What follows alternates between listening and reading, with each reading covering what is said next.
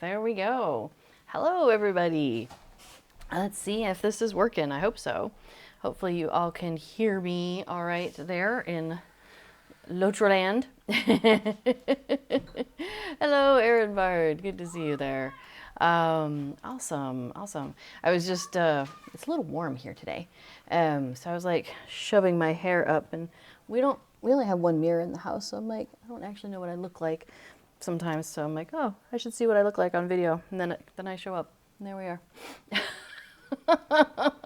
We also got a new camera. So my desk is things are in a little different places, slightly different, like a couple inches this way, a couple inches that way, you know, the small changes, but it's one of those, you know, how it's just like small changes over time. You can kind of be like, oh, well, I'm used to this over here, I'm used to that over there. Just like itty bitty changes, but I think overall it's good. So once I get used to this, so we only did this yesterday. So once I get used to this, I think the setup will be good. Oh, so hello, everybody. Welcome to Heart of a Hobbit. I guess I should welcome you all who have not been here before. I'm Little Redhead, and I will be your host today here in the world of Middle Earth, hanging out here in Lord of the Rings Online. And hello, Pamela. Good to see you as well. Okay, let's see. Oh, yeah, thank you. Yeah, all sorts of little details when you scooch. I like to keep my chat window hidden behind me, a little movie magic here. Ooh, movie magic. That way you're not seeing what people are typing in, other things that I have no control over. Because if somebody were to say something gross or whatever, I would hate for people to be witness to that on my stream without on purpose. So I try to hide it behind me so that way I can see it on my screen, because I can see Lotro here in front of my screen, but you cannot. Oh, I have a special bonus now. So because we got the new video camera, let me see, hang on, I gotta find it. Now there's nothing there right now, but we have a cat cam over on the side. So when the cat is here, see, we'll be able to zoom in on her. Now I did wash this and all the pieces and stuff, and yeah, so it's a little different than it was before, so hopefully we'll get a cat in there. So that'll be awesome. Yes, I'm very excited about the idea of having a cat cam. I don't know if B4 is going to set one up as well. We will have to see. You know, I feel like I got a bite on the back of my arm, like in the last 5-10 minutes. All right, I am, as it turns out, very yummy to mosquitoes. It's really annoying for me. It's annoying for me. I'm sure it's great for them. So yeah, if there's a mosquito in the house, it finds me. Okay, so here we are. We are streaming live right now on twitch.tv/LotroStream. But in the future, people can watch this on the Twitch channel or on my YouTube channel. But if you're watching this over and on a later date, if you of the future are watching me of the now, which is your past, that's where you can find me in your current, hopefully. So a little time travel for you. A little tiny ear for a second behind me. Oh yeah, Casper is down here on the floor by me. We'll see if he wanders through. It is funny because, let me pull up the cat cam, because when they walk around it, sometimes we can see them a little bit. It's my arm, but yeah, that's his body right there. Now that was Casper, who has never yet slept in this bed. So, you know, we'll have to see. We don't have a Casper cam, really. This is a Cato cat cam. She's the only one who's on there so far. But I'm thinking, because I washed it, maybe there's a chance that he will join in. He seemed to be like, kind of like, no, that's her thing, because she's the one that kind of started in it. So my hope is that over time, maybe he'll adjust to it. Okay, so now that we have new cameras and everything, and we've set it up over there, now, of course, he's laying down on the poof next to me, and I don't have camera on that. So that will be sorted out for a future time. But yeah, he's over here right now. I don't know much about this new camera. How far I can push it. Hang on, so let me try. Okay, there we go. All right. So yay, we get a little bit of Casper in frame.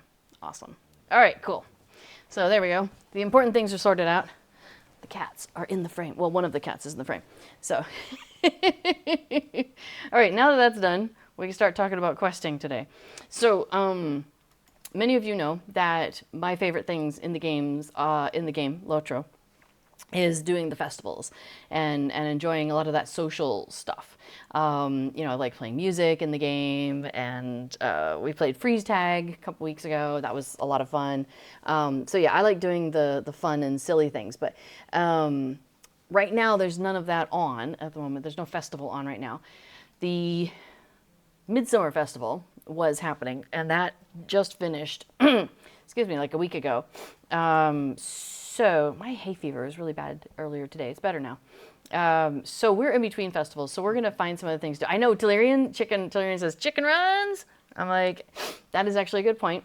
We do need to schedule some chicken runs. Although, maybe because is it quests or deeds? The chicken stuff. Quests, okay. And is it chicken? It's probably, what? Probably going to be the Shire? Let's take a look here. My question here is, I think I've done a lot of it with this character. So, but I could find another character probably to do it with. I mean, I have like 13 on here. Yes, I have done free range. Oh, I have Crosser of Roads. The title. Perhaps I should put that on. What's my current title? My current title is, Flying Feathers Champion. I mean, which is lovely. But yeah, I think we're going to change that title. And we're going to be Crosser of Roads because that one's good and we like that one. But we're not doing any chicken stuff today. Oh yeah, there we go. But there's Affadil giving us some good chicken content. Got the cape there, got the feathers going. Nice. I like it. Oh, hey, I'm gonna go talk to Sam real quick though. So this was a special little dealio that you could get, was a property guard. That is Sam. He follows you around and he has a little quest. So I'm just gonna zip through it, but y'all can definitely check on Sam in the future. What did he give me? He gave me a head of cauliflower. That was so nice of him. Thanks, Sam. You're so nice. All right, and here Affadil's doing the chicken chip and chicken putt and chicken drive. Oh my goodness. You can get those from Hobnanigans, those emotes. Those are some great emotes, aren't they? You know, actually, I think we're going to let Sam kind of hang out here. So we'll dismiss you, Sam. Go and hang out with Frodo for a bit there. Thanks, dude. Oh, you know what we haven't done is, yes, let's check these ingredient crates. So a reminder for those of you who are like, what's an ingredient crate do for you? It provides you with these universal ingredients. So if you ever want to use a universal ingredient to make something, you need to buy them from the Lotro store, or you can pick them up from these ingredient crates. And you'll notice there's two of them here. There's the regular one, and that gives you 3, and it says there somewhere, I think, doesn't it? Filled with ingredients per day. It doesn't tell you. That one gives you 3 ingredient crates. And then the premium one gives you 6. I guess I know this because I just know this, but also it does show up in your general output. You know, when it's like when you accumulate things. Hey, Kato, I got a surprise for you when you're ready. She's been doing this lately where she'll sit outside, and then she comes in and she scratches on the scratching post. She goes over, gets a bite to eat, and then she wanders back outside. Oh, she's wandering by the chairs. Or she'll go over to B4's desk and like rub all over his keyboard and make it really hard for him to do anything. Which is really funny. So anyway, yes, so the ingredient crates, this one gives you 6. She just run underneath his chair a couple times and then jumped up on the desk with him. That's fantastic. Okay, so yes, so we have 6 and 3, which gives you a total of 9. The premium one you can only use if you are a subscriber of some sort. So like if you are a VIP like we are, where we subscribe and we pay like, you know, once a year, and it covers us for the year. Or if you're like a lifetime subscriber or you pay monthly or whatever. then you can use the premium one. Everybody can use the regular one though. So you can always get 3 ingredients per day per character. So, you know, someone like me who has 13 characters on the server, I can just alt through my characters and you can see that I have 17,739 of these because I will do that. I'll just, every time I am on with a character, I'm like, oh, check the ingredient crates. And it has a 22-hour cooldown. So basically once a day you can check it and then you just come back the next day. But I like that it's a 22-hour cooldown, not 24, because if you come on around the same time every day, at least you're not missing it when you first come on, right? It's like it already expired an hour or so before that. So that's kind of nice. All right, so let's see. What else are we doing here? Oh, I should grab my Hobbit present. I have a silver. What did we get? Ooh, 1,000 marks. That sounds nice. And a plus 50 virtue experience pot. Little bottle there. I'm actually going to drop that into my shared storage. Yep. I'll go ahead and do that. Okay. And then also I have,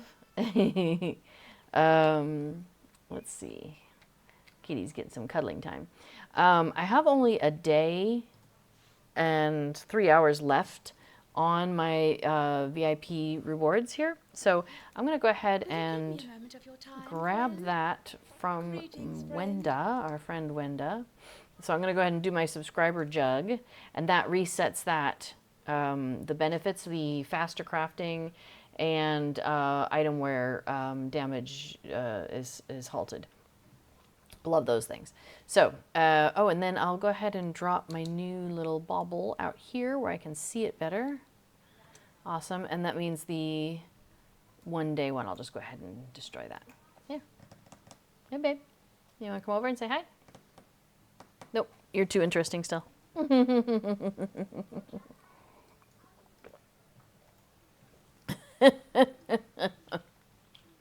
Delirian says, every time I get one of those ingredients in the Hobbit presents, I'm like, fine, put it on top of the heap of 15,000. Yeah. If you don't have 20,000, you don't have enough. B4 says, if you don't have 20,000, you don't have enough. There you go. Aaron Bard asks, does the VIP potion last longer if you click on it more than once? I mean, yes and no. When you click on it, it then gives you the subscriber buff. Here, let me pull that off. Wait, that didn't tooltip off. Let me try that again. There we go. So you'll see that the time on it right now is 13 days, 23 hours, and 58 minutes, because I did this like, a minute and a half ago. So when you click on it, it resets that timer to 14 days, and then minus, and then it ticks down from the seconds from there. So this is going to sit in my inventory for 6 hours. I could drag it off and destroy it. That's what B4 does. But let's say we're hanging out here on stream and I leave it in my inventory, and like in an hour I click on it again, it's going to reset this time back to the 14 days. So I've gone, I used it for 2 hours, then I went ahead and reset it. So I got like an extra 2 hours out of it, kind of. So it doesn't exactly last longer. It just resets that 14 days back to the beginning of 14 days for you. Yeah. So sometimes I'll do that because I'll just like, we're running around. I'm like, oh yeah, I'll go ahead and click that again and reset it. That way it doesn't wear out while I'm out running around. But I usually try to pick it up again before it's going to get too close to that anyway. So we usually do okay. Kato has gotten like really into getting pets over on B4's desk lately. And she just like walks all over and he pets her and then she pets her and pets him back and forth and back and forth. She's being very cute about it. So yeah, that was sweet. But now she's over getting some food, as expected, as was foretold in the prophecy, the Hobbit prophecy, the Hobbicy. All right. So let's see, what do I have? I have mail because I have these items from Sylphie that I haven't dealt with. let's deal with those later. But basically, we had the Treebeard second anniversary party a couple weeks ago, and I had a whole bunch of pipe weed for the event from various sources, including myself. Hobnostications, I like that. That's good. So I sent it to myself, from myself. And so it's still sitting in my inbox in case I needed it, which we did not need it. In fact, we had plenty.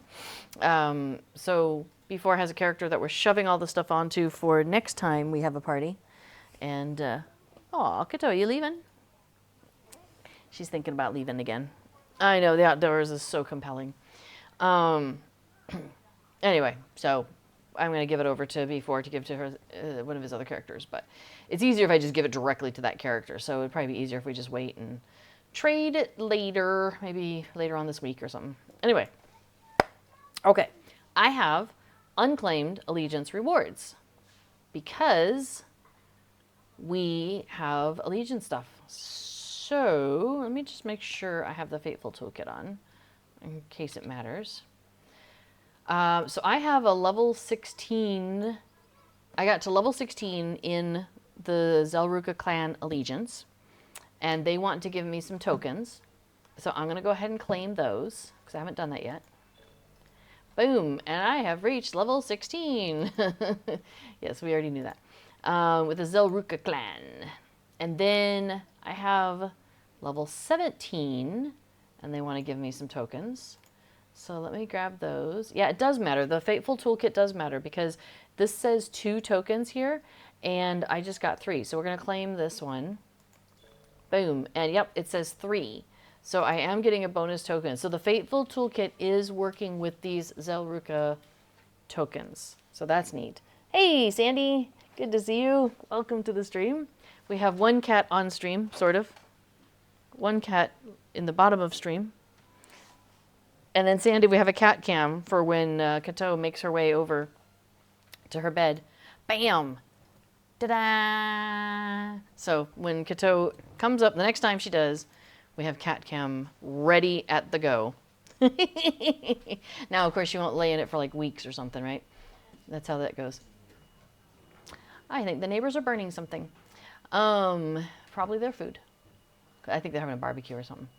Okay, so we still have yet to get to 18 and 19, so we're good there. Okay, so I think what we're going to do is we're going to head over. Yes, camera shy. This is just Sandy. Yeah, I know, right? Well, the outdoors is very. She is loving being outdoors these days. So, oh, somebody's in the kitchen. Dun dun dun. Gotta go. He'll be back. Anyway, so we're going to travel to there, and actually, yeah, after you travel, would you be willing to close the cat flap door for? Is she in? Hmm? Is she in? Well, no, but she knows how to go in and out. Yeah. Okay, so we're gonna go to the Zhélruka clan journey to the Hall of Vérnozal. So here we go. And that's where the Zhélruka clan is hanging out. So because we joined their clan, their allegiance, they gave us a travel skill pretty early on. We may have had to buy it with tokens. I can't remember. Oh. Casper's like, no! Thwarted by a door that I don't know how to open. Okay, so we've arrived at the hall. This is what it looks like when you first arrive. And we're going to go, oh, I completed a deed. Why, thank you very much. We're going to go talk to Zova over here. And Zova has a quest for us, which is Missions of Gundabad Weekly. And it says, the Zhélruka have need of your assistance. This is a wrapper quest. In the ongoing efforts to reclaim Gundabad, I ask that you to complete a series of missions on Gundabad, assist Scoutmaster Ausma and Horan where you can, and then report back to me. I know that Prince Ingor and I can count on you. And this is a repeatable quest that we have previously completed. So, and it's when we complete it, yeah, let me pull that back up for a second. Well, that just went slow all of a sudden. What's going on? There we go. Oh, because I had that open. I had done that. We don't want completed. So these relics of Gundabad are what is giving us reputation in that panel that we were looking at before, that allegiance panel. Let me pull that back up. So this allegiance panel, we're slowly working our way up in through their ranks, as it were, right? And so we're up to like level 17 out of 20? Nay. It's got, oh, there it is up at the top. 17 out of 30. So we're in level 17, working on 18, out of the total of 30 ranks that they have for us. So as we make our way through that, we get various benefits. So one of them is like some tokens that we can barter with some folks over here. And then we get this chapter. So like the next one will be chapter 6, Return of the Noble Hall. So as we are going through this, we're getting these different chapters. There we go. Like there was chapter 5. What was it? Chapter 5, An Ordinary Squabble. So yeah, so as we were working our way through, every so often we get a couple extra bonuses and a chapter, which then continues this kind of overarching storyline that we're doing with the prince who is up there, up on the top of the pedestal. Which that's the picture that if you saw my tweeter, if you saw my tweeter today, my tweeter on Twitter, that was what I took a picture of, was that huge old dwarf statue right there. That's what I got a picture of earlier. So that's what my tweet was. I try to include a picture of where we're going so people know. All right. So yeah. So as we complete these quests like this, that's how we get allegiance points, which then is how we continue to move up in the allegiance and get, through the various levels and so forth. And let's see. So let's see. Egg Arthur points out that the travel skill is a quest reward. Okay, that's how we got it. And it's a 5-minute cooldown even without any upgrades. Oh, that's nice. I would not have known that because I have the 5-minute cooldowns on everything. So that's cool. Which makes it very handy, he says. And then also Egg Arthur says from Vérnozal, which was where we are, you can go to the Anat Corfu war room, and that has connections to a lot of places. So I won't do that right now, but where is oh yeah, there's a stable. Find the goats. That's probably where your stable master is. So there we go. So you can get to Anat Corfu, Akaraz Zakar, that's the Erebor one. Steep Set, which is Gundabad, and Trestlebridge, the west alley of Trestlebridge. And that's actually kind of handy because getting to Trestlebridge is a little bit of a butt. So getting there through like this, it's, it costs you 1 silver. That's not bad at all. We won't head there right now because we don't need to, but sorry. Blah. Yeah, so I've started volunteering, and so each day is a little different. So I'm volunteering like 2 days a week, and it's not always the same day. And where I'm volunteering, there's different things happening it's different times. So like Tuesdays, the volunteers are there from 9:30 to noon. And Wednesday is the same. Thursday, it's like 2 to 4 in the afternoon, stuff like that. So I was volunteering this morning, and my nose was just like, oh. So I'm very grateful that it has kind of calmed down because it was not calm earlier. Okay. Oh, I don't need that. Tower by the stream. Wait. Yeah, that's Norcroft's. We are not doing Norcroft stuff today. We're doing that in our kinship. On Saturdays, we gather as a kinship and run around and do stuff. So we are doing, okay, so we're on Treebeard, as you might see by the words up at the tippy top of my screen. And on Treebeard, Treebeard is a slow progression server. It's also a legendary server. And so what we're doing on Treebeard is we just got access to parts of Rohan. And so we're running around and doing stuff in Rohan now. But we weren't, so we just got in there, and the level cap on the server is 85. And we are currently both 78. All right. So shall we have a chat with Horan here? Awesome. So, wow, we have a bunch of missions we could do. Do you want to just start at the top? All right. So we'll start with Crystal Conundrum. So there's a bunch of various missions here that you can do. And in this case, we've stumbled onto a cavern full of crystals. Let's see. The cave is abundant with gems. Can we go and retrieve some for further inspection, but do so carefully because we're not sure what creatures might be down there being drawn to these lovely crystals. Okay, so we are going to pick up that crystal or the quest. And a lot of these missions, there's some sort of a twist. And in this case, the twist is never ending. So the missions will continue to join the fight until their entry point is destroyed. So they'll just keep coming and coming and coming until you like close their doors or whatever it is you're going to do. Okay, so we're going to go give this a try. And what? It is in here, right? Yeah. So we are playing with the landscape difficulty that started on the legendary servers, but has now made its way to all the regular servers as well. So yeah, I better eat some foods just to buff myself up a little bit here. I am, oh thanks, playing on difficulty 7, which is known as heroic. The reason why we've chosen that level of difficulty, one is we're enjoying the challenge, but also when we're playing with our kinship on Saturdays, we're all playing on difficulty. I think most of the time, most of the people are playing on difficulty of some sort.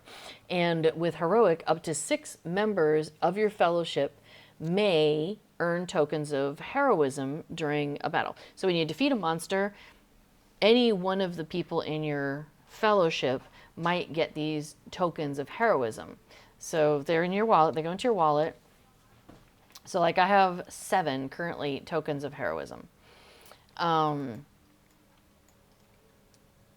So anyway, the tokens you go and you trade into the guy that gave you this difficulty setting in the first place. There's now, so when the difficulty thing started on Treebeard and Shadowfax, it was just things are harder in various ways. Like they could be a little bit harder, they could be a lot harder, you know, it varies. And when they migrated this idea to all the servers, they changed the names. So that kind of threw us off a little bit, but it seems, but like we figured out, okay, this maps to that, this old name maps to that. Like we've got that figured out now. And they also added, here, I'm gonna turn my camera back since the cat's he's sleeping elsewhere right now. They added a bartering system, and he's got a couple of emotes. They're like regular emotes, but extra snazzy. And so while you're out questing and defeating things, when you defeat something, you might get these tokens of heroism, which you then take over back to the guy, and you're like, here, have these. And he's like, cool, have some reputation with me in the form of tokens and stuff. And so over time, you're earning reputation with him, and you're earning tokens with him that you then use for bartering. So we are set on the difficulty setting that allows for the maximum number of people in our fellowship to potentially get those tokens when they drop when you defeat somebody. So we might change it down. We'll see how this goes. Because we can drop it down to like 3, and both of us would still be getting stuff. What do you think? Left, right, center? Yes. Oh, I see a crystal down here. I'm in helmet. Oh, okay. Good to know. All right, so we're picking up some crystals. Oh, yeah, and I don't know if... Oh, hey, there's spiders. Whoa, hello. There's spiders in there attacking me hard. Surprise! Let me see what I can do about this. Hey, spiders, pay attention to me.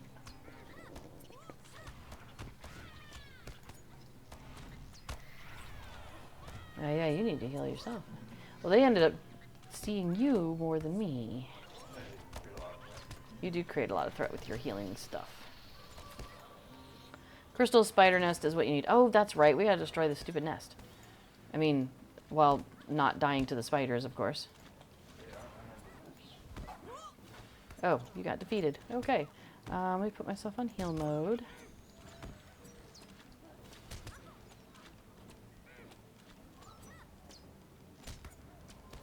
It is possible we may need to switch to a lower difficulty level. But we'll see.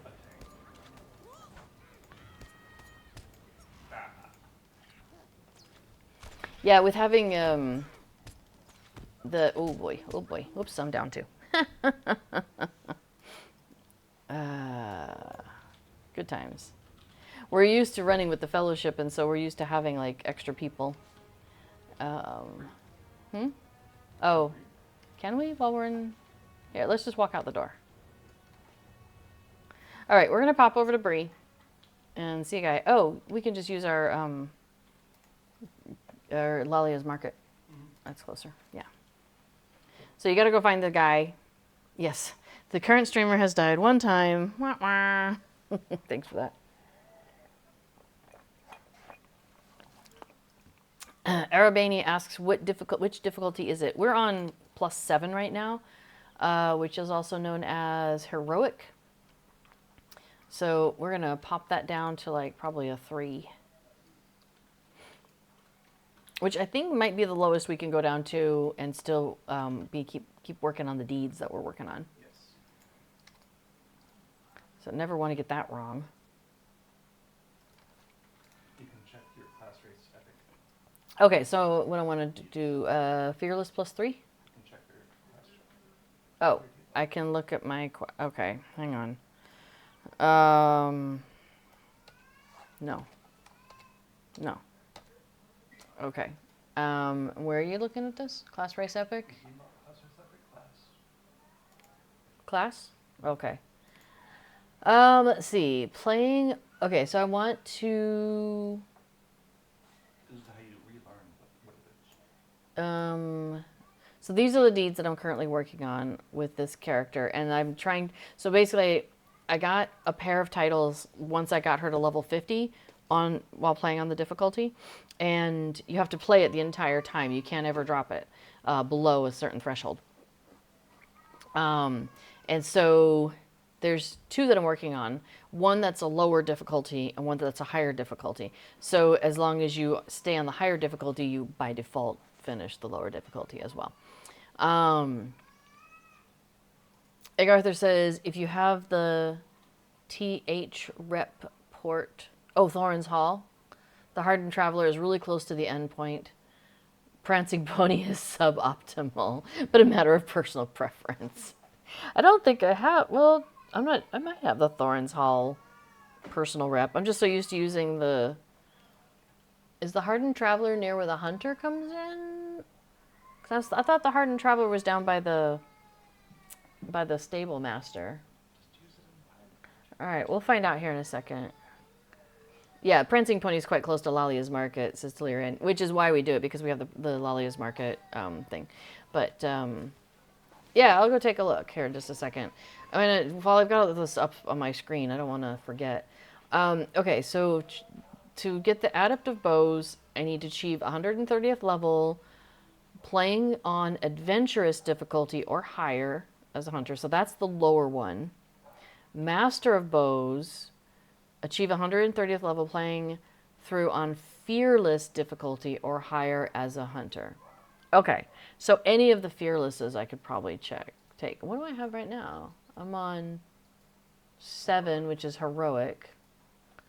So what do you drop? What are you going down to? 3. Difficulty 3 Fearless? Okay, so I'll just go ahead and do that then. All right, so you have to pick it up, and then he's got the quest that you're he's like, are you sure? And you're like, yes, I will. I'm sure. I'm going to do that. Thanks, mister. It says your stuff has become more dangerous, but it actually became less dangerous. Okay, so let's see. If I go to Thorn's Hall, if I take the guide to Thorn's Hall, where does that drop us in comparison to the dude? He said the Hardened Traveler is 15... Arthur says the Hardened Traveler is 15 meters away from the port endpoint. Should be the same place. All right, and, oh, yeah, okay. And before is using the personal Oh, it's the same. It is the same place. And here's the Hardened Traveler. That is closer than Lalia's Market. All right. I'm convinced. Okay. That's nice. Thank you for that trick. Because I was trying to think of, like, where do you find this guy, right? Like, he's in Archet or something. I'm like, that's not easy to get to. He's down in Calendim, which nobody has a port to Calendim. He's in the Shire in, like, some other rando place. Like, well, okay, not rando, but you know what I mean. He's in the Shire at, like, where is he in the Shire? Like, Little Delving. Like, nobody goes to Little Delving for anything. So, yeah, so I'm like, none of these places where he's at is convenient. But this is extremely convenient. So, I like it. Oh, and Mossward. Really? He's in the 21st Hall? Okay, this I gotta go see. Hang on. We're going to the 21st Hall for a minute. Before it says downside, you have to go to Erlewin. I don't mind going to Erlewin. It's, you know, especially, like, it's so hot right now. Going there where it was nice and cool looking, I'm like, I'm down with that. All right, so where's the Hardened Traveler here? Let's see, 10. I'm cycling through F10. The guy we're looking for is called Hardened Traveler. I'm not seeing him. He must not be nearby. I don't know. But I'm just looking. Is this a turn in? Hey, gear. Oh, yeah. Sweet. I did something. 16th Hall, purge the halls. Here's a token of my appreciation. Sweet. Yeah, I'll turn that in. Although maybe I didn't need to. Where'd you go? Oops, I lost you. We're going over to the skirmish camp to take a look. See if he's over there. Let's see. Quartermaster, Hall Guard, Debbie, Quartermaster. Yeah, I might have to check the wiki or something. Oh well. Obviously is not as convenient as the Thorns Hall one, though, so that kind of answered that question in general. No, I was just thinking that maybe I should have just left this and turned this in, like, I don't know, in a couple of months, because I currently have the legendary item reward track. And, oh, yeah, okay. And I have, hang on a second. I have 193 boxes yet to claim beyond level 100. Because we did the, hang on, I'm going to travel and then I'll come to you, so stay there for a second.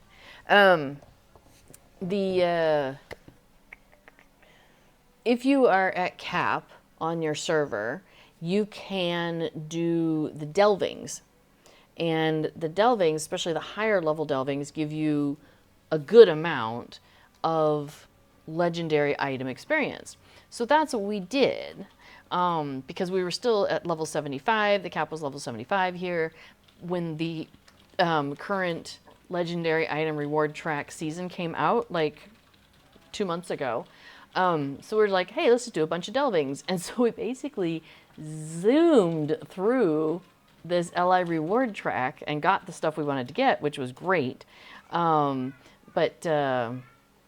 But yeah, so now we're like, we've gone through it, which is crazy. By the way, I see we have some raiders from Agent Brakeman, so hello. I missed your hubby's stream. I was looking forward to it, but it turned out it was like 2 o'clock in the morning for me, and I did not make it. So I hope it went well. Definitely enjoyed your cooking streams before, so hopefully I'll get to see more on your channel sometime soon. With whatever you're doing. Okay, so there's a question. So B4 posted some numbers. That difficulty 3 has so much incoming damage and outgoing damage. Difficulty 7 has different numbers, and it's really noticeable. And Arbany asks, how do you know these multipliers? How did you know these numbers? And B4 says a community member named Frost did some digging, and we're just assuming the numbers are correct based on how it feels in the game, how it goes. And Arbany's asking if there's somewhere they could see the numbers. Now, Hardened Traveler question. So I ported here as a hunter, got myself to here. So it looks like the Hardened Traveler is over here keeping this post from falling over. So that's not too far either. So I guess the 21st Hall and Thorin's Gate are the best options, the closest options to getting to the Hardened Traveler the fastest. So apparently the dwarves know how to place this guy in a convenient location. Okay, now speaking of dwarves, I think we should go back. So we're going to use our journey to the bottom of the sea. No, journey to the Hall of Vérnozal. Do you remember that movie, like Journey to 10,000 Leagues or something like that? It's a sci-fi thing. Long time ago, I think. It's old stuff. Well, a league is 6 feet, so that's journey to 60,000 feet. Maybe it was Journey to the Bottom of the Sea. I think it's a fathom. Maybe it was a Journey to 10. Wow. Now this is, we're dredging the back of my memory banks. So in terms of those numbers, B4 says, I saw them on the Lotro Companion Discord server. But as he points out, he is streaming after me.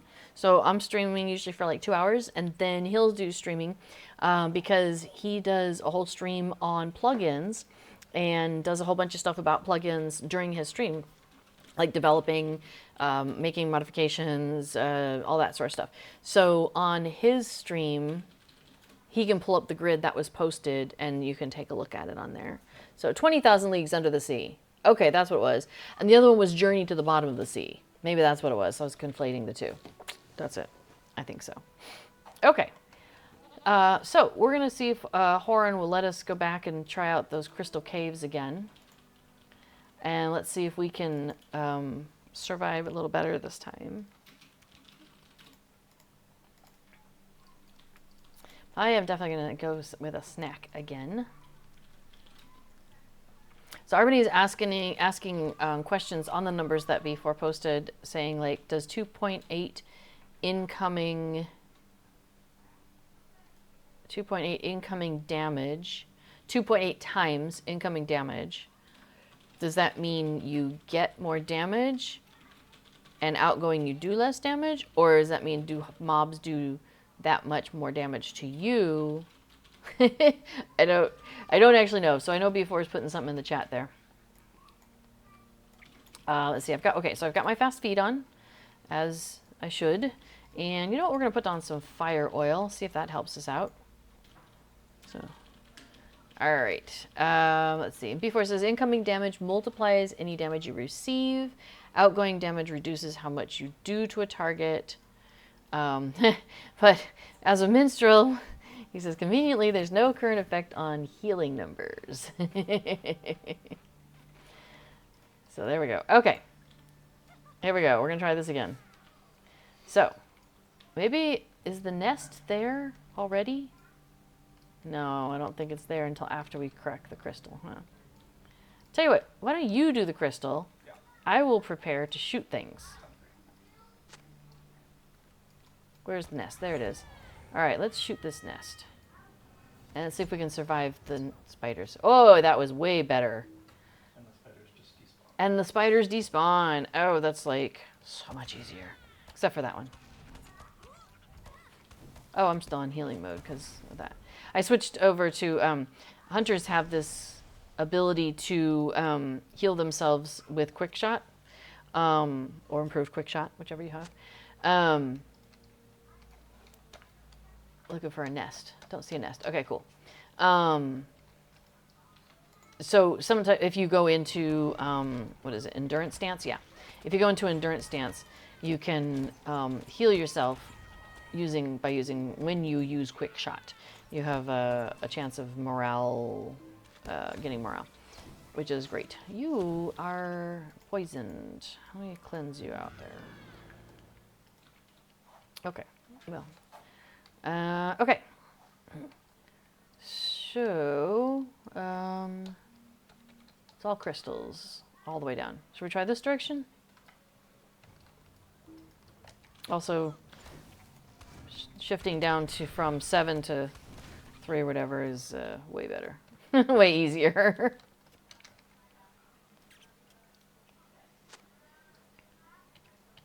Seven makes sense in that group with a tank and everything. Yeah, doing it at level at the level we were doing it before, one makes sense when we have a tank with us who can like just soak up all the all that aggro, so we can shoot things, which is handy. But then also we're running with more people, and so you want to have the ability for more people to be getting those tokens. Whereas when there's just the two of us, like, we don't need to be able to have our entire fellowship get it, or we don't need an entire fellowship of 6 to get it, because there aren't 6 of us in this fellowship, I tell you. Not unless there's hobbits hiding under the cloaks.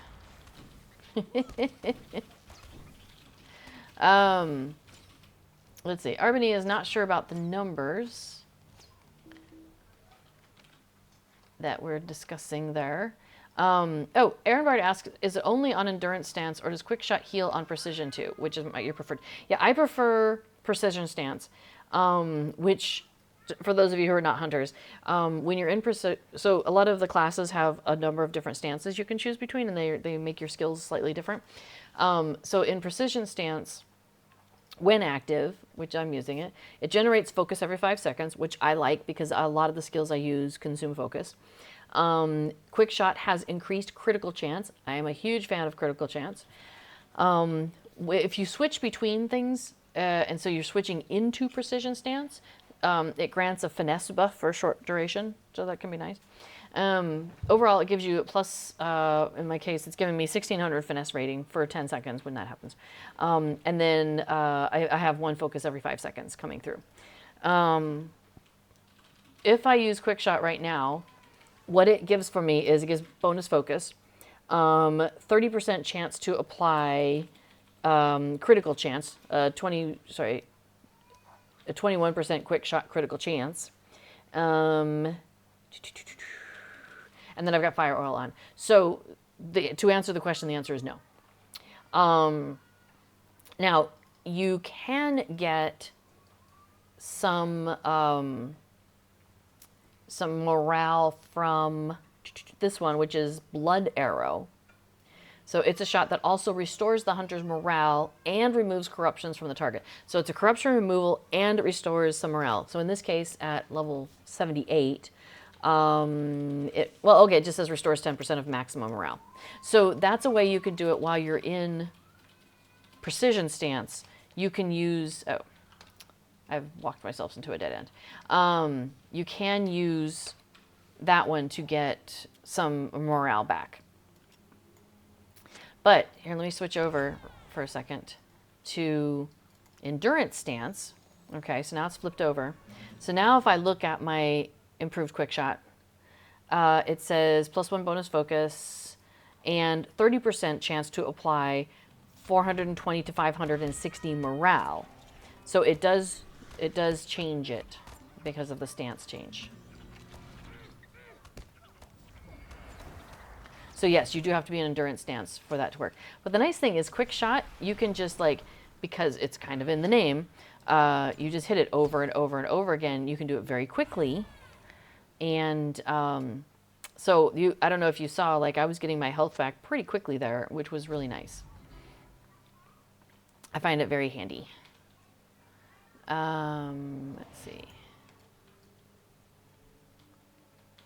So Before and Arabani are having a discussion about the numbers in chat, and unfortunately, it's not something that I really.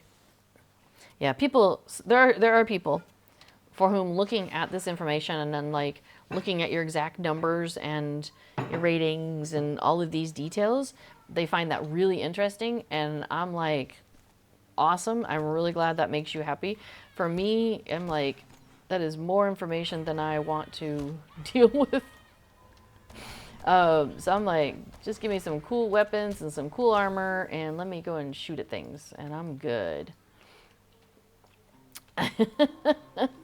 So I will leave the number conversation in the chat there, and probably not repeat everything that's being said. So for those of you who are watching later, I apologize, but watch before stream. He'll go over, I'm sure he'll review this conversation, or at least the information that he has. Okay, so we need to find 4 more crystals and 3 more nests. Hey, we found a crystal, and I found some spiders. Let me hit those spiders. Oh, Spundot is here. Hello, Spundot. How are you today? Yeah, Aaron Bard and Sandy, I think, are like me, where we're like, stats, that's nice. Neat for my... Not for me. But, you know, it's good that that information is there for people who are very... who want to know what is going on in the background. You know, how did things change? And luckily Before is somebody who enjoys that too, because there's been times when I'm like, you know, I need something more of this, that, or the other. And we're able to look at my stats, and Before is like, well, you need a little bit more of something, blah, blah, blah, and we can figure this out. And so we work on that together, which is handy. I see a nest. I'm going to start shooting it. Bam. Cool. And I'm standing in a box. Let me get out of that. Cool. And let's see. We need one more spider nest. Where did it go? Where did it go? Jekko asks, have the new Hobbits come out yet? No, they have not.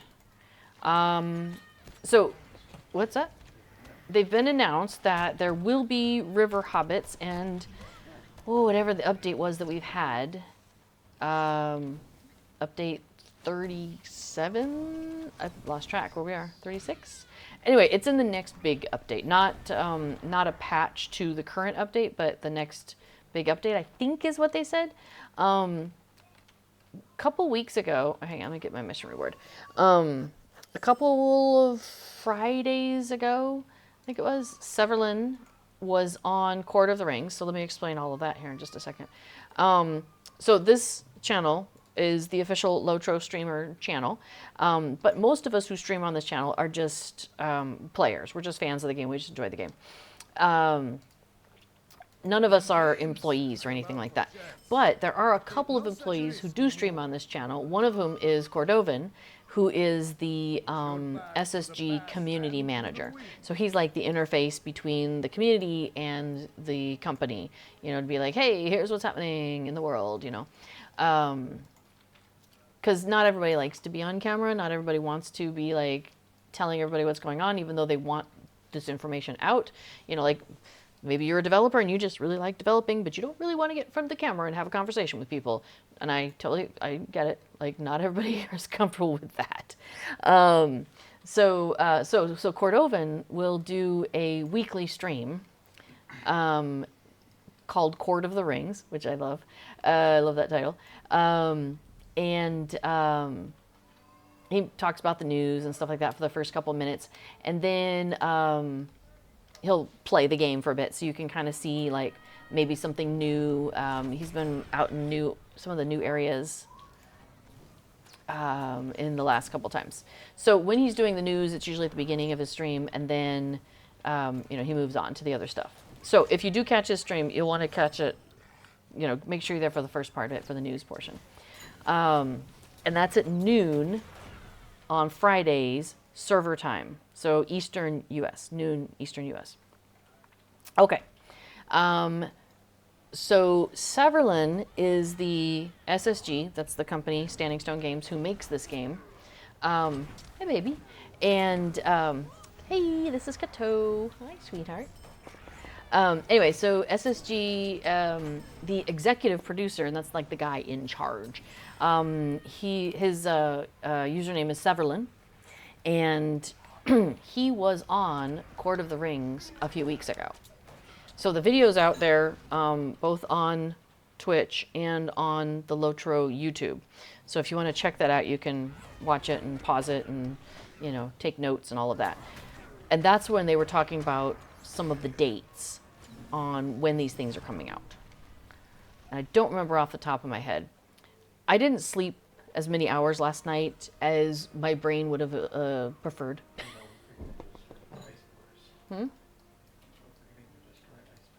Oh, we were supposed to destroy things. Oops. let's go. Hey, destroy an ice pillar. I found one, but I'm on the wrong side of it. I'll get this one. Yeah. So I'm not remembering everything. Sorry. What I do is we have like a kin Discord, and so I like. Oh, you got that one. Cool. I try to, for big important things like that, like when Severland's on, I try to do a recap so then I don't have to remember anything. I just go back to what did I write? What did I write down? We'll check there. Check the notes. Okay, so yes, so the new Hobbits haven't come out yet, and the new class hasn't come out yet, which is going to be a Mariner class. I think that is the name of it. I think the name of it is Mariner. Yeah. Oh yeah, and Jekko also points out that says, "Gotcha, I'm very excited for it all, and especially the number crunch." Yeah. So as it is right now, like, so I'm level 78, and like my max morale is around 19,000. No big deal. That's a number that I can say and get in my head pretty easily, right? But the level cap for the game is 140, so like double what I'm at, basically. And those numbers get to be like in the millions. And when you're talking a million, 2.4 million hit points, it doesn't really mean anything at that point, right? Like, it becomes less of something tangible. And so they're planning to basically just bring all that a little bit lower. I don't know if they're just gonna. I don't know. Like, divide everything by 10 or what's their plan. Probably not something that simple, but but yeah, make the numbers something that are more human-sized. Us player human-sized, not game humans. Hobbit-sized, yes. Take them from Bjorning-sized and make them Hobbit-sized. Okay, so let's see. So, and Arbani is talking about the debuffs on things and these effects that you get for standing in a box like that. So, it's not actually. This is a different kind of box. But if you stand in a box like this, one of the effects could be what is commonly called an airstrike by the players, where basically you are you take fire damage that originates in the center of that and then spreads outward for anybody who is in that space, who is on the difficulty as well. So you have to be playing on difficulty. Yeah. And those airstrikes, as they call them, or the fire effect, you get that when it can be triggered by defeating or being in combat with one of the servants of the enemy. So you'll notice, like, let's see, I don't currently have it. Let's see if you do. Sometimes there'll be like an effect on you that is basically like you are more likely to cause one of these folks to notice you and then therefore do the fire effect, have the fire effect happen around you. And so then that means you're more likely for a flag to show up. I don't think this is where we're supposed to be. Okay. Yeah, we're done with enemies in here, so we won't be able to show you. But they end up with like a little flag over their head, and that means they're more likely for that effect to trigger. So there's conversation there about how random is that. So yeah. Jekko says, yeah, that sounds really good. Always like it when the staff interacts with the community. Yeah, and I think that's it, right? Like, I think they recognize that they like that. So they're trying to make sure that there is as much of that as possible. There's another guy, Scenario, and he's an SSG world builder. So like you see all this cool stuff and he would have had a hand in it. And so he will once a month do a stream where he goes into a region, rides around and shows you various things and talks about some of the reasons why they made the decisions that they did and stuff like that. Oh, don't travel now. We want that box first. Thank you. All you need is one person to do the box. So, yeah. So Sybald Magnolia says, I'm really looking forward to the new Mariner class. Yeah, I know a lot of people are. I know people that are like already started like trying to find ways to reserve names and stuff. Like, okay. I will just pick a name, whatever. Like, I'm not as tied to some names as some people. Hi, baby. So she comes on camera, but not onto the cat cam. Well, we'll figure it out. Maybe I can. Oh, you know what? Hey, can I pick you up and put you in your bed? She's coming. She's coming. She's coming. Hang on, let me get the cat cam on. Bam. Oh, yeah. The quality cat content you are here for. Yeah. What is this, freshly laundered? I know. We just washed it, so it's freshly laundered, and she needs to squish it down and make it, you know, cat shaped again. It's a lot fluffier. It is extremely fluffy. Like, it was, I don't know, maybe like this. Well, it had a bowl in the middle from where she was always laying down, and then after it came out, it's like, whoop. So yeah, we have to recatify it. Yeah, you do that, honey. You make it your own. Good job.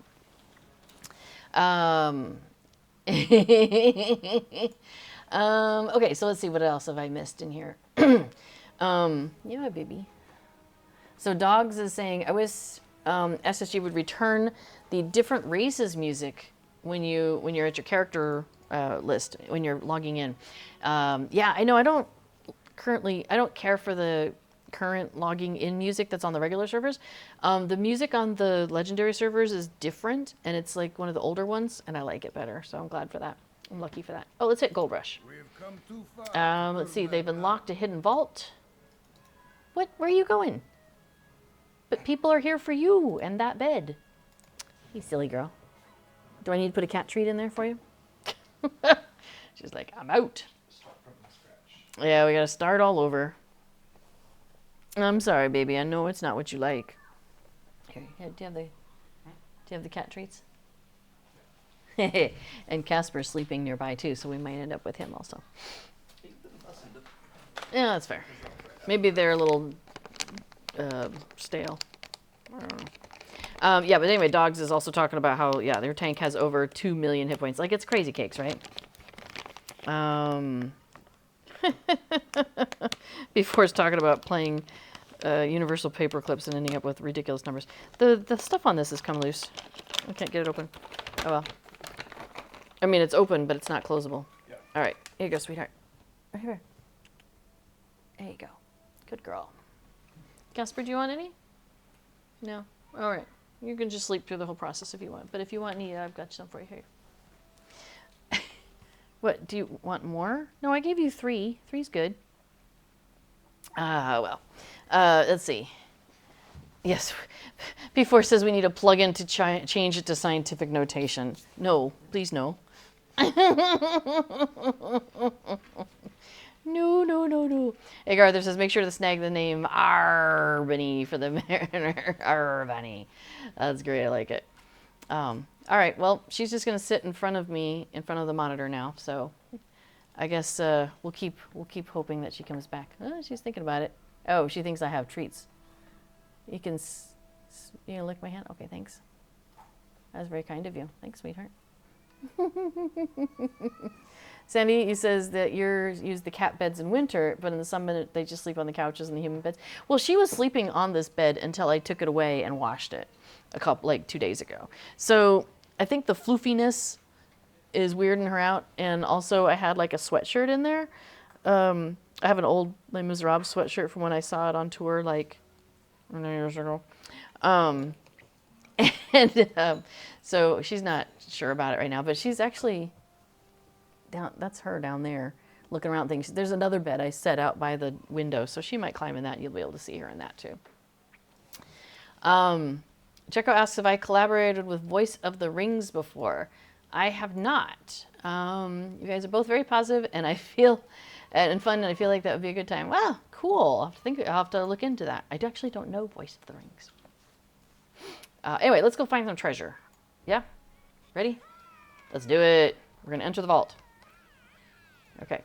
Mr. Rosh says, nice hat on your character. I know, right? I love this sun hat. And one of the cool things about this sun hat is the ribbon on it is dyeable. So I tend to dye it all the time to match my outfit, because we all know that cosmetic pets, housing, and wardrobe outfits are the true end game of Lotro, right? So Egg Arthur says, my cat will sleep on cushions, but only if you put them up high on boxes or something. He likes elevated places. Yeah, we got these cats. We got them from the shelter.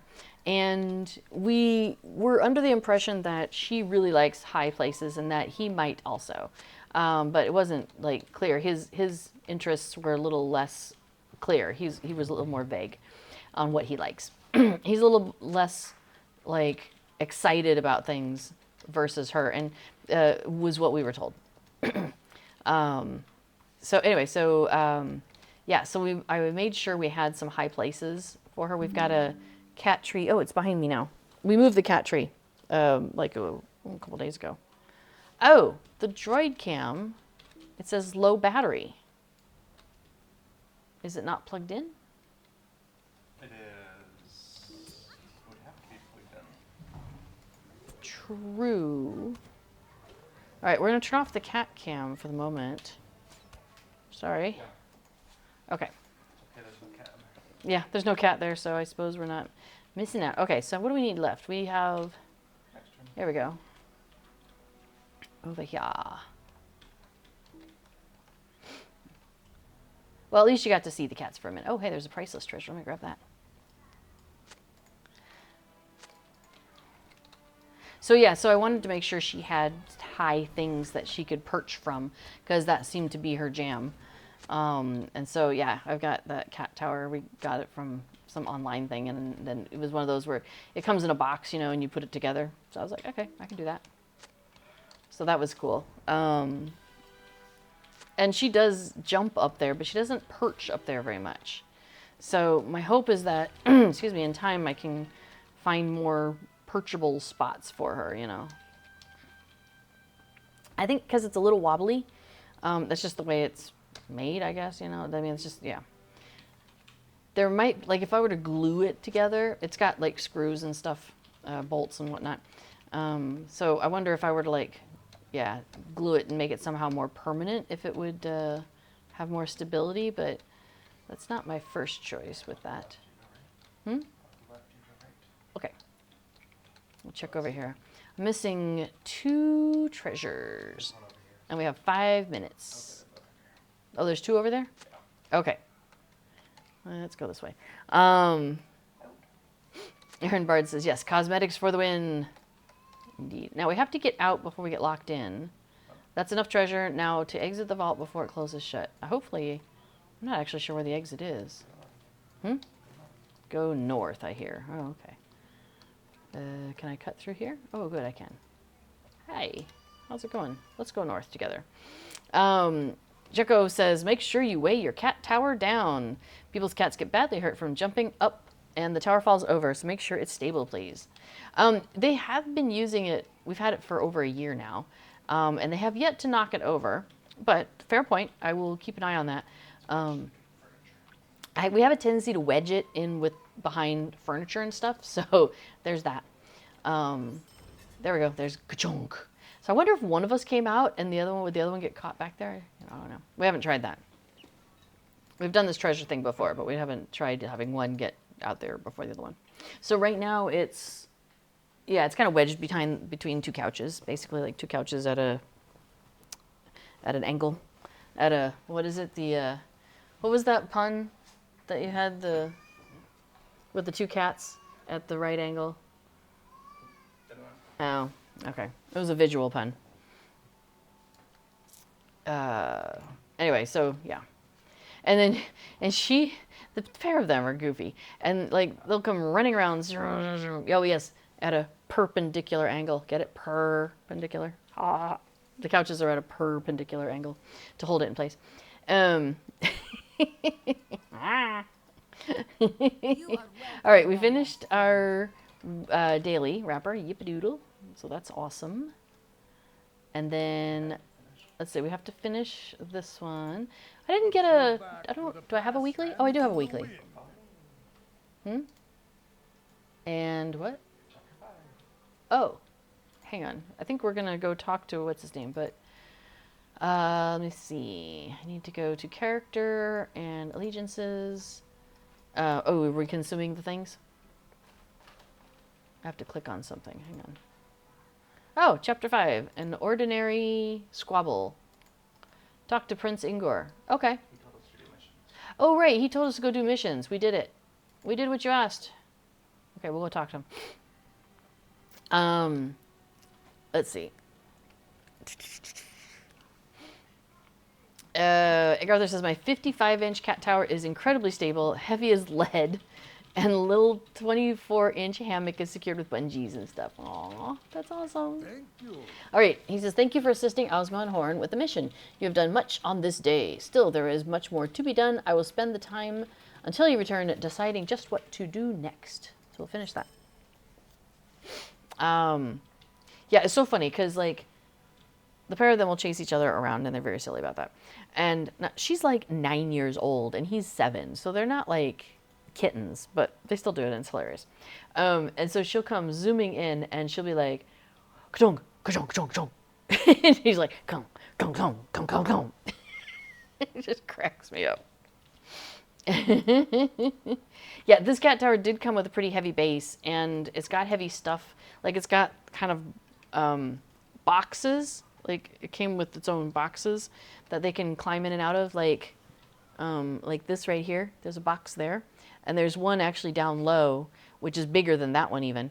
And so I think that gives it some stability, which is nice. Which is definitely nice. But yeah, and we have it like up against the wall. There's actually a pillar there. And so it's resting against the wall and the pillar at a perpendicular angle as well.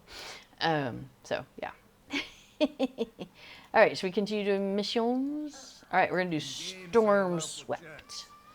Let's see. They went to a cavern, and there was a storm, and there's snow beasts, and we need to drive off the snow beasts.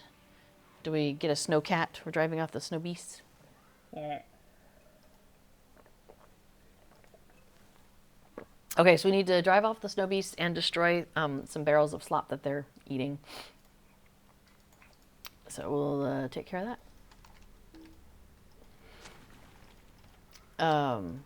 Oh, and Aaron Bard suggests maybe also using a securing strap like they use on the top of bookshelves and attach it to a wall. So we could do that. Thing is, I have moved this cat tower like 5 times already. So I don't think I would want to put a big hole in the wall necessarily. Until I don't know, maybe left it in the same place for a couple years, which I think is unlikely. I keep moving things around. I just can't figure out how exactly I want this space to be oriented. So I keep changing things. Well, because, okay, so you can't really see it in my camera. Well, you can just barely. So there's a bookshelf of board games there. And then beyond that, there's more bookshelf of board games. And they were more over here by this green wall.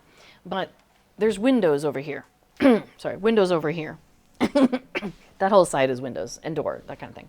And so I don't really want the board games in the sun because they get sun bleached and that sort of thing. And I don't want that. So I was like, okay, so I need to move the board games from, from this side over to that. Like, they need to move. So we rearranged that side of the space. Oh, I missed a barrel. Hang on. Yeah, and so in doing that, like, the cat tower moved, and then I changed mine, the cat tower moved again, and then I keep moving the couches, and yeah. So it's closer to perfect. Will it ever be perfect? I don't know. Oops, hey, there's a beast. How about I hit that snow beast? Lord Yeti points out that carryalls are on sale, or they were on sale. One of the carryall categories, I think, let me double check. Okay, so let's look at the Lotro store. But Jekko, I appreciate your concern for our cats. That's very kind of you. All right, so let's take a look. Carry. So we just type in carry. Don't try typing carry all for some reason. It has trouble, but carry works. So we have, oh yeah, the crafting carry-alls are on sale right now. Ooh. Wow. Like 50% off. Wow. I mean, I have a lot of crafting carry-alls. I'll show you in a moment. Looks like the task ones are not on sale. Essence ones are not on sale. Instrument ones are not on sale. Housing, nope. Junk carry-all, nope. Ooh, the die carry-alls are on sale. Let me tell you, that is a lifesaver, especially if you have a scholar and you're making all these dies and, you know, of course, you're doing all this stuff with your outfits and stuff. You need to have like a die carry-all because then you can just have all your dies with you as you run around. Here, let me show you. Oops. Yeah. See, this is how many carry-alls I have. So what is that? 1, 2, 3, 4, 5, 6, 7, 8, 9, 10, 11, 12, 13, 14, 15 carry-alls that I have on this server. And I have one large die carry-all.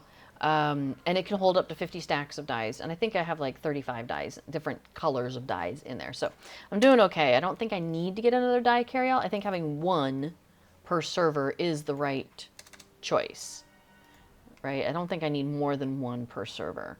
But man, I'm telling you, if you don't have a die carry-all, it's a lifesaver. Because then you can just carry your dies with you everywhere you go. And if you're like, oh, hey, I need to change my outfit real quick, you're just like, bam, bam. Pull up your wardrobe, grab your die carry-all, dye the thing, and you're good to go. You know, that old problem. Like that old problem. Yeah. I mean, who doesn't have that problem? That is a regular problem in my world. This is a problem I have needed to solve multiple times. Let's put it that way. Yeah, I in my shared storage. So my shared storage is a little full at the moment. It's always a little full, but like not at the moment, like at every moment. And I used to have, I guess I don't have one on here. On some servers, I have like basically a tab that is called dies, and it'll be like this kind of full, or no, more full than that, like, or this kind of full, just of different dies, right? So being able to free up that much space, oh, so good. Let's see, I have a barrel of slop nearby. Haha, there we are. Milestones are 87 Lotra points. Heck yeah, that's awesome. If you don't have all your milestones yet, that is a great thing. Is this the...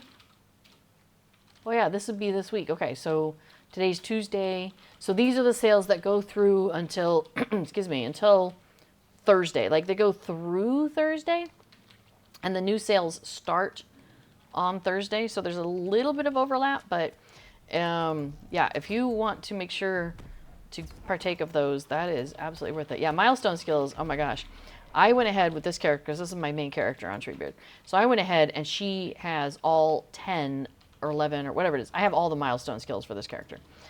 Because they were on sale for like 75% off one time, and I was like, that sale's never happening again, right? So I went ahead and got them all for this character.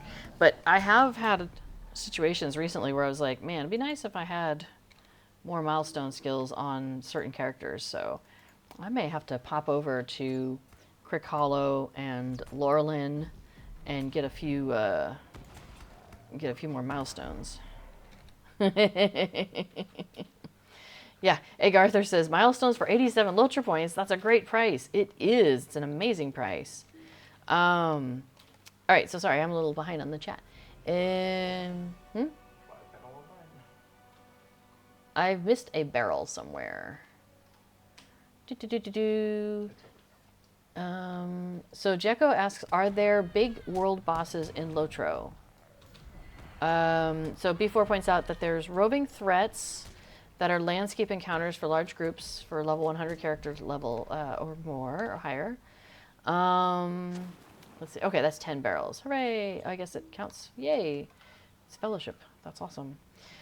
Yeah, I guess if you're looking for bosses that are just wandering around in the world, I guess that's what it was. Like, usually you would find. Let me look at the map so I know where I'm going. Well, I kind of know where I'm going. Like in here, we didn't find a big boss, but a lot of times in a dungeon, you would have some sort of a big boss, and you might have some mini bosses that you also have to deal with, that sort of thing.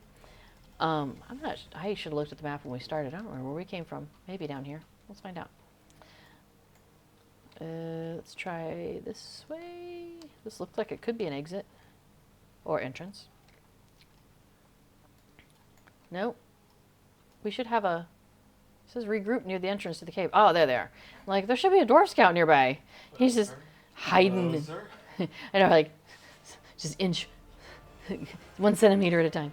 Hang on. Let me say hi to this guy. And something about flags. Let's see. Egg Arthur says there are shard droppers. Okay, yeah. So you sometimes will see a rare signature. So like maybe you're wandering through an area and you see wargs and they're like, I don't know, let's just say they have like 250 hit points. And then you'll see like a named warg and they have like 400 hit points. So they're like extra special of that type and they have a name. The nice thing is when you defeat them, you'll get a shard, which I probably don't have any with me, but you get a thing that you can use in crafting. I was going to say cooking and crafting. And so sometimes you run into those sometimes. So, that's a mithril flake. Okay, so sometimes they drop mithril flakes. Sometimes they drop other shards like ruby shards, sapphire shards. The shard for the level of the area. Yeah, the shard for the level of the area that you are. Anyway, if you're doing crafting at, level 2, it would drop the type of shard that you would use for the special things that are level 2. That's kind of basically it. Let's see. And Sandy says, I think I have 7 crafting ones. Nice. 4 task. And 1 or 2 of each of the other ones. I know, they're addictive. These carry-alls are so addictive. Lord Yeti asks, if I can ask, what country are you from? That is a great question, actually. So I live in the Netherlands. So it is becoming late afternoon. We are having late afternoon sun coming our direction. Oh, you have a bunch of dyes. Well, I will take those. Thanks. Tell me more. Anyway, I'm from the U.S. though. I was born in the U.S. I lived there most of my life. At one point, I got married. My husband was British. He was living in England. I was living in Denver. And we were like, well, who's going to move? And for a number of reasons, we decided that myself and my, at the time, 3.5-year-old daughter would move to England. Which was great. I liked it there quite a lot. And that was my first experience of living outside of my native country, my firstborn country, whatever, how you want to put it, my home country. And I really liked it. And it also gave me an interesting perspective on things like what I like about being home and what I like about other places. And, it provided me with some interesting and some really nice perspectives, which I already wanted. Like, I had been wanting to visit other places for a long time. And so that was finally like my first chance to do so. And then he and I, we had a son. So now it was like, we had 2 parents, 2 children. We moved back to the U.S. and over time, eventually we got divorced. He's still in the U.S., which is really funny because last I knew, was a green card holder. So it's just funny that like he stayed and I left. So now before is my sweetie now, and he also is like me in terms of like, I want to go see other countries. I want to go see adventure. Like I want to hear other languages. I want to experience other cultures. Has a real interest in all of those different kinds of things. And so as we were dating and talking about things, we both were like, very interested in moving to another country. And so then we were like, well, where do we want to go? And so we were like, do we go to Asia? Do we go to Europe? Like, kind of trying to narrow it down. And through a number of reasons we chose the Netherlands.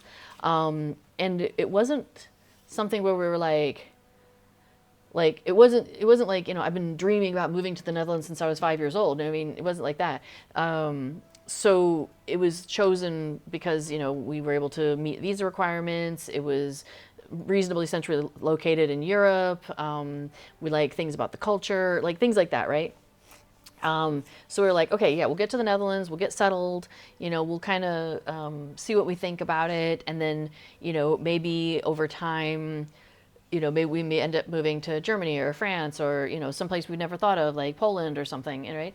And it was so funny because after we got here, I would say like the first few months, like every month would go by and we're like, oh my gosh, I love this aspect of the Netherlands, blah, blah, blah. And then another month would go by, we're like, oh my gosh, I really love this thing about the Netherlands. And it was like month after month, we were just like, this is amazing. And we've made some friends here. And one of our friends is from the Netherlands. Like he's Dutch. He's lived here his whole life. And when we first were talking to him about moving here, he's like, why in the world would you want to do that? Right? Like you don't see your home country the same way necessarily that somebody from the outside sees it. And so we still have conversations with him and he is like, yes, I know you don't see all these problems, but we do have all these problems. So it is funny, like that different perspective. Like we definitely have an outsider perspective of things, and like the public transit system here is fantastic. Like I was talking to somebody today at the volunteering that I was doing this morning, and she was like, she was also going to be catching the bus to get back to her home, and she was trying to figure out when the bus was going to go. And I was like, oh, well, let me check, because most of the people I'm volunteering with are older than myself. And so I pulled up the app on my phone. She doesn't have a smartphone, so she hadn't seen this app. And I was like, you know, just looking at when the next buses come. And my first thing was, I'm like, she's like, well, I wonder when the next bus is coming. And I'm like, well, about every half hour.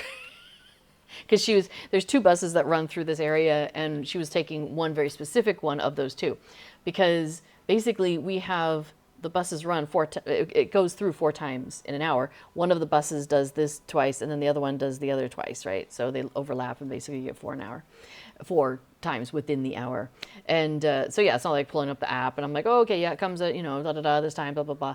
And yeah, it was I don't know, it just the difference to me is like I don't have to worry in general about getting around, like for that kind of a trip. Like I know where I'm going, I know what my bus stop is, I know what bus stop is coming off. I'm familiar enough with the bus route that I know pretty much what to expect. And so for something like that, I don't worry about it. I know the next bus that I can catch to get home will be coming within a half an hour. So if I've just missed one and it's a bigger gap between, then I could just walk over to the grocery store and pick up a few things and then come back out and catch the bus, right? Like it's so low key and so low stress of how to get around on public transit here. Like I just love that. So that's like one of the things that, you know, we'll be talking to our friend and I'm just like, yeah, and the public transit here is just so great. And he's like, ugh, I hate taking the bus and I hate you know, it's just such a different perspective. Okay, so let's see. Aaron Bard asks about certain dyes are only guild craftable. Not exactly. The dyes, you can craft them in a batch of like 5 from the guild, but the regular, you should still, like if you're crafting a black dye, you should still be able to do a black dye, but the guild version will let you craft like a pile of 5 of them for, you know, less materials. So that's why dyes in guild recipes are really handy. Agartha says, I usually recommend reducing travel skill cooldowns before buying extra milestones, but if you have both, you can be quite mobile. Well, and that's what I'm saying, Agartha, like right now with the with the stuff down to 87 Lotra points for a milestone, stock up on those, and then keep an eye out for the other sale. And then you're like totally set. Still talking about the shards. Agartha had pointed out you can get the shards at the skirmish camp these days, so you don't have to really go out hunting for the shards. For those rare creatures, the named creatures. And then, yeah, Before points out that, yeah, you can get them while you're farming. They just like, you find them in the dirt. Aaron Bard just got a Mithril Flake while farming for dye goods. We have Cassio father says hi from Ukraine. Hello from the Ukraine. Glad you could make it. And we have Fury T. Hi, I just started playing Lotro a few days ago. Currently level 15, but you got a little lost. Oh, well, we can help. Let's see if we can help you out here. Let's see. You said I finished the Strider quest, but I didn't get any other quests with him or Barlaman. It looks like your main quest and guides just lost. Can't explain it any more than that. I think I get what you're saying. What you probably are doing is what's called the epic quest line. Because basically, think of it this way, right? We're in an MMO, we're playing a game, but the game is based on a series of books. So we are characters in kind of a parallel set of books. And that set of books is the epic storyline. So for example, in my case, I am in the epic, I'm into volume 3, and within volume 3, I'm in book 8, and within book 8, I'm on chapter 6 of the story that is being told in this game. So you are probably in volume 1 or something like that, or that's where you were when you talked to Strider. So I pulled up this quest log, which you can do by pressing L on your keyboard. This is the default key binding. So if you've changed things, it might be a little different, but if you press L, that'll bring up the quest log. Now you can see the quests that you're currently on listed there. But if you want to see what have I already done, you can click up here on, it says show completed. There's a little box, little teeny box next to it. Let me bring that down a little bit so you can see maybe a little better. So right here where my mouse is, so like up there at the top above everything, there's a little tiny checkbox. And you click that. It's going to take a minute, especially for me because I have a lot of quests that I've completed. So here you can see the quests you have completed. So if you ever get lost, one thing you can do is go in here and find the epic book and see what's the last one you completed, especially if you don't see any epic stuff in your active quests. So let me go back to my active ones. I unchecked that completed. So this is my uncompleted quest. So let's say I didn't have this epic quest here. Like that just wasn't there. I didn't have anything. I just have like these other things that are places like Dungeons of Lothlorien and Moria and Norcross, like all these other places that it's sending me to do quests. But I didn't have an epic quest. Because one of the things they do in the game is while you have that epic quest line that you can follow, and it's a really cool storyline, while you're in the area, there's often a lot of other side quests that you could also be doing, you know? Like if you're in the Shire, part of the main quest line is, I think, oh, it's not the fireworks. What is it?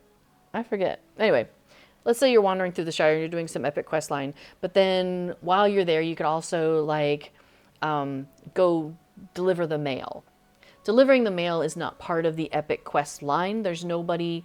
Aragorn's not going to care that you delivered the mail in the Shire, but it gets you reputation with the people in the Shire. It gets you experience points. It's fun. I think it's fun. I like delivering the mail. I think it's a cute quest series.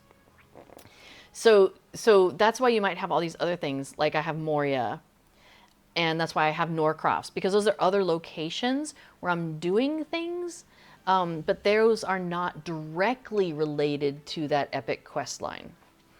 So if you go into your quest log, first thing to do, yes, as B4 points out, is if there is an epic quest here in your active quests, follow that. That's a great way to get you back on track and help you figure out where you're supposed to be going.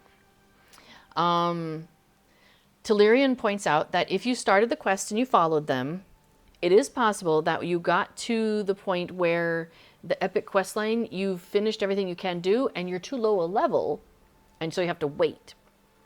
But you said you're level 15, so I'm pretty sure where you're at, you should be able to pick up from Aragorn and go forward from there. The other thing you can do, and this is something that I find really handy, is, for example, maybe you got to the end of an epic quest line, and for some reason the follow-on wasn't there, whatever reason. Telerian is saying if you're below level 16, there's something you might not be. Okay, So you may have to wait a level. But so let's say you're in that situation where there's nothing in your epic quest line, like there's nothing epic here. Go to your completed quests, find the furthest on that you've gotten in the books. So for me, I would be like, okay, epic volume 1, da da da da da, volume 2, da da da da da, volume 3, da da da da, so like, and so forth. Maybe I look at that and I'm like, okay, so that's the last thing I finished. The next thing to do would be to go to the Lotro wiki. And Sandy, thank you so much for posting that. And she says, I depend heavily on the wiki to help me find quests and other info. The Lotro wiki is actually really, really, really good. I know it's not always that case in every game out there, but this is, it's fan maintained, so people like us will go in and make edits and keep the wiki up to date.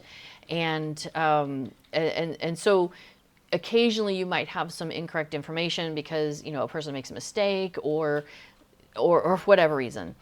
But in general, there are enough wiki editors that we catch each other if somebody makes a mistake. And then we talk about, anyway, we try to make sure it's as accurate as possible because everybody relies on it. I rely on it. So I would say go to that Lotro wiki link that Sandy, Just Right Sandy, has posted there. That's lotrowiki.com/index.php/epic_quests. And that will help you kind of figure out where you should be and what you should be doing next, because it also tells you what level those quests are. So you may look at that and be like, I'm level 15 and I've done to here, and the next thing that comes after it is level 16. Okay, that's why I can't do it yet. I'm not high enough level yet. So that should hopefully get you back on track. So yes, definitely post in here if you have any questions. Yeah, we're myself streaming now. B4 is streaming right after me here on the same channel. And we are always here on Tuesdays at this time of day, and we are always happy to help get people on track, answer questions, all of that. We try to keep our streams very beginner friendly from a Lotro perspective. Now I kind of laugh at that because before, his stream is all about programming plugins for the game. I would not call programming an entry-level thing. But the Lotro stuff that we're talking about is accessible. We hope to make what we're doing and what's happening accessible for people who are beginners or new to something in the game. I often say that there is so much in this game. This game is so deep and so wide. Like, you can ride into, like, it's just insane the amount of stuff you can do in the game and all these places you can go in the game and all these things you can do in the game. And there is no way any single one person, not even an SSG person, not a player, nobody, there's no way anybody can know everything you can do in the game. So I think that is one of the neat things about this community, is that we do ask each other and we can rely on each other for help, which is great. So, yes, so definitely, I'm glad you popped into chat, and feel free to come every week. We're happy to help you, with whatever, or just come and hang out, and then you can help the next person when you're like, oh, I know how to do this now, and you can help the people just like people are doing in chat. So awesome. Thank you, Talerian, for jumping in there with all those details. Let's see, what else we got going on? Fuzzerit says, thank you guys, Lotro, have a very wonderful community. I'll check it. Yay, you're very welcome. I'm glad we're able to help you. And like Aaron Bard says, welcome to the adventure.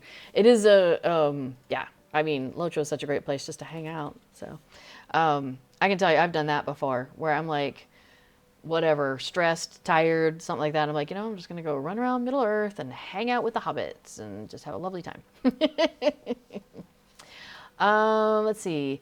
Moobot jumped in here and reminded people that the legendary world of Shadowfax, not Treebeard, but the other legendary world that was open recently called Shadowfax, has closed. So if you had a character on Shadowfax, you still can transfer it off for free up through August 31st. So if you have a character on Shadowfax, please, please, please go do that soon, because I mean, I have no skin in the game, but it always makes me sad when somebody comes back later on and they're like, oh, I had characters on the server and then it closed and I never got them off. And it's like, oh, I wish you could go back in time to the point where you could do that. Because right now is the time to do that. If you have a character that you had started on Shadowfax, now's the time to go and get them. And yeah, you can transfer them free to any one of the other servers, but not Treebeard. You can't move to a legendary server. They still don't allow that. But you can transfer to any of the other servers from a legendary server. Hey, before I get back on mission, and because Sandy's in the chat too, I want to show off my knitting. Oh, I forgot to bring down my sweater. I finished the sweater. Did I tell you all this? So knitting is new to me. I've only been knitting for like 2 years. I suppose we should probably do a mission, but I'm going to talk about my knitting instead for a minute. Anyway, so I made a sweater, and it turned out pretty good. I'm pretty excited about it. I've actually been wearing it already a number of times, although not right now. It is super warm. Well, not super, super warm, but it was, oh my gosh, it was like mid-30s, which is like close, it was in the 90s of Fahrenheit last week. And then it dropped down into like highs for the 20s, and it was like, yay. Oh, you're so sweet. Thanks, honey. Something just went flying by his face. He's like, whoa. So yes, so I can't remember if I showed you all. This is the sweater that I made for me. I'm just making stuff for myself right now because it's not good enough to give other people yet, I don't think. But yeah, it turned out pretty good. Like, it fits, and it's warm, and it's soft, and it feels really good, and I just love wearing it. And it's like, the sleeves are like about the length of my arms. They're like, let me get back in camera. They're like just a tiny bit, you know, they like come to maybe there. And it is cotton, so it is stretching a little bit already. And so I know they'll eventually be like down to there. But for right now, it's just a little bit over the over that. So that's not bad. So that's pretty good. I know, like, I can see where my stitch markers and stuff were in here. And so I need to figure out how to not do that in the future. I don't know how to, yeah, things I'll need to learn. And I can see in the back where I had things and markers and stuff, and it's left little gaps and stuff. And so I'm hoping over time, like, it'll, you know, squish itself into place. I did wash it and block it, and I was hoping it would kind of block out some of those things, but it didn't. But it's still pretty good. Like, it did get rid of some of it. And the sleeves aren't rolling. The bottom is rolling just a little bit. This is normal for this type of stitch. So I'm pretty happy about it. It turned out really, really good. So yes, it did. What do you think? You like my sweater? Casper sniffed at it, but he's only partially excited by it. So anyway, so the sweater, that was like my third project. So my first project was a washcloth, because everybody makes a washcloth first, I think. I've been crocheting for like 9, maybe 10 years at this point. So doing stuff with my hands with yarn and sticks, hooks before, was normal. I mean, like, it feels normal. Like, I'm used to it now. So, but moving to knitting was a whole new adventure. So the first thing I did was a handdoek washcloth, and then I'm learning Dutch. It's seeping into my daily conversation. Okay, so yeah, so the washcloth, and then the second one was a scarf. The scarf took me like 10 months to do, but we were also really busy. And it turned out pretty good. So I was feeling pretty good. Like, my tension was pretty consistent, which is a big thing. A big thing to conquer. So anyway, so made the sweater. That was number 3. And so then I'm like, cool. So now it's hot. I want a t-shirt. So I'm trying to make a t-shirt. So let me see. No, I don't have a good way to do this. Oh, hang on. Yeah, I can take that off of there maybe. Okay, so this is upside down, because the sweater was done from the bottom up, but this is being done from the top down. So this is the neck up here. Let's see if I drop those hooks. Okay, the sticks, I don't want my things to fall off.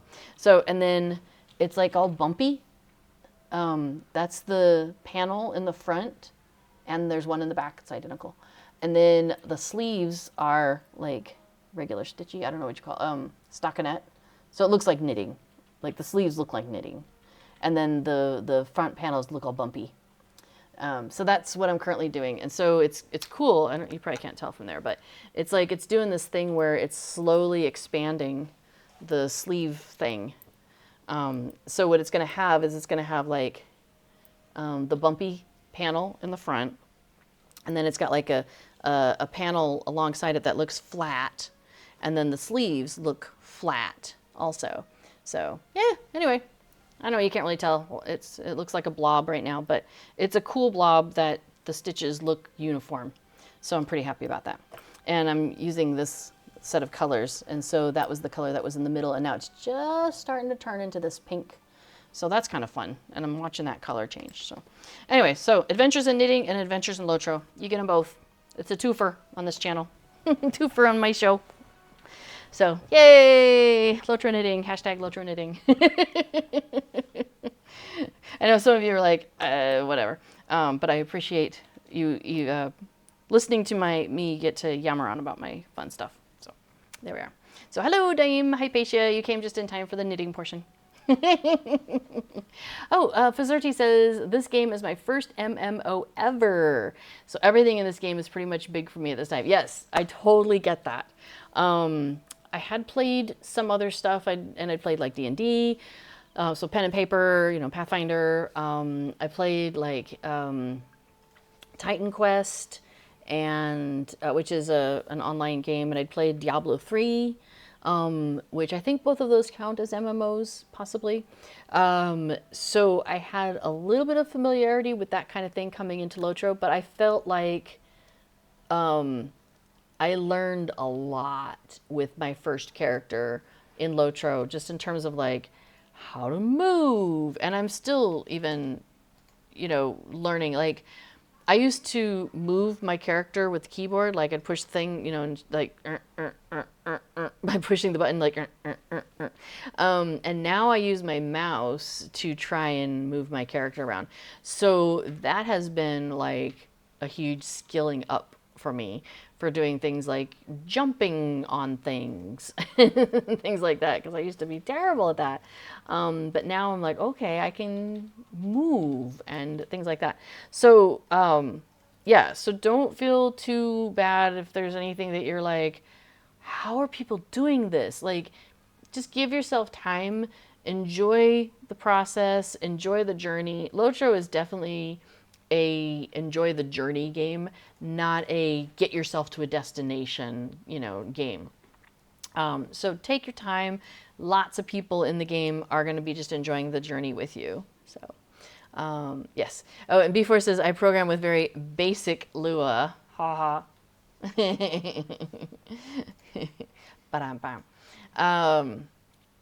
Cool. Okay. So, oh yes, Sandy says it looks comfy. It is. That sweater is super comfy. Love it. In fact, I think Casper is kind of leaning against it now. Yes, you are. He has turned into such a little sweetie. When I go and lay down, he will come and lay down next to me, and then he'll lay down like up against me. He like pushes himself up against me. And if I move, he'll like get up, read his position, and put himself against me again. It's very cute. Yes, you're such a little lovey. Yes, Dame Hypatia says, I love those color-changing big yarn cakes. Yes, I'm a fan. And this was a self-striping one. Like it did all the stripes itself, so I didn't have to do that. And I love that also. So this is going to be fun. The t-shirt is going to be fun because it's going to just slowly fade from one color to another as it goes along. So I think that's going to be really cool. So I'm looking forward to seeing how that turns out. Well, you'll get to see it over time. So yeah. Yes, and Aaron Bard points out that many people are happy to help in Lotro. So, yeah, and I don't know what server you're playing on, Fuzzerty, but Fuzzery, but you can often like say something in the world chat channel, and people will jump in and help you out. Oh, let me tell you something real quick that might just change your life. So the chat channels, let me see if I can turn so I've got like kind of a blank slate to show you. Okay, so this is your tab where you've got your chat, and there's this one called General. And when you first create a character, everything is in that general, except for I think there might be the combat tab might also be separate. But I think everything else is in this general tab, if I recall correctly. And IMs. I think IMs are also on their own. So you have those three, I believe. So everything is going into this general tab, so if I were to right click on this, and then I go to change filters, which is the third option, the middle option here, you see this huge long list of things. These are all the different kinds of things that could be showing up in that tab. And by default, all of these things are checked, basically, except for, I think, combat and IMs. Yeah, general combat and IMs. Yeah, general combat and IMs are the three. So that is overwhelming. And if you're trying to follow a conversation at all, it's all over the place. So what I do, one of the first things that I do is I will go in and I will change all these different things and put them in their own groups. So for example, somebody just came over and waved at me. I would not know that if I was on a busy server and all this stuff was just like flying by because it's all mixed together. So I have a tab that's just things that are happening in my area. When somebody says something out loud, when there's an emote that happens around me, yeah, things like that. Because I do a lot of social stuff, and so I find it really convenient to see the social stuff just in its own little space. Plugging along. So like that person just said this out loud, so I was able to see that in my area. The combat tab I don't mess with. The IMs tab I don't mess with. I create one for kinship, fellowships, and raids. I put that all together because I'm usually only doing one of those at a time.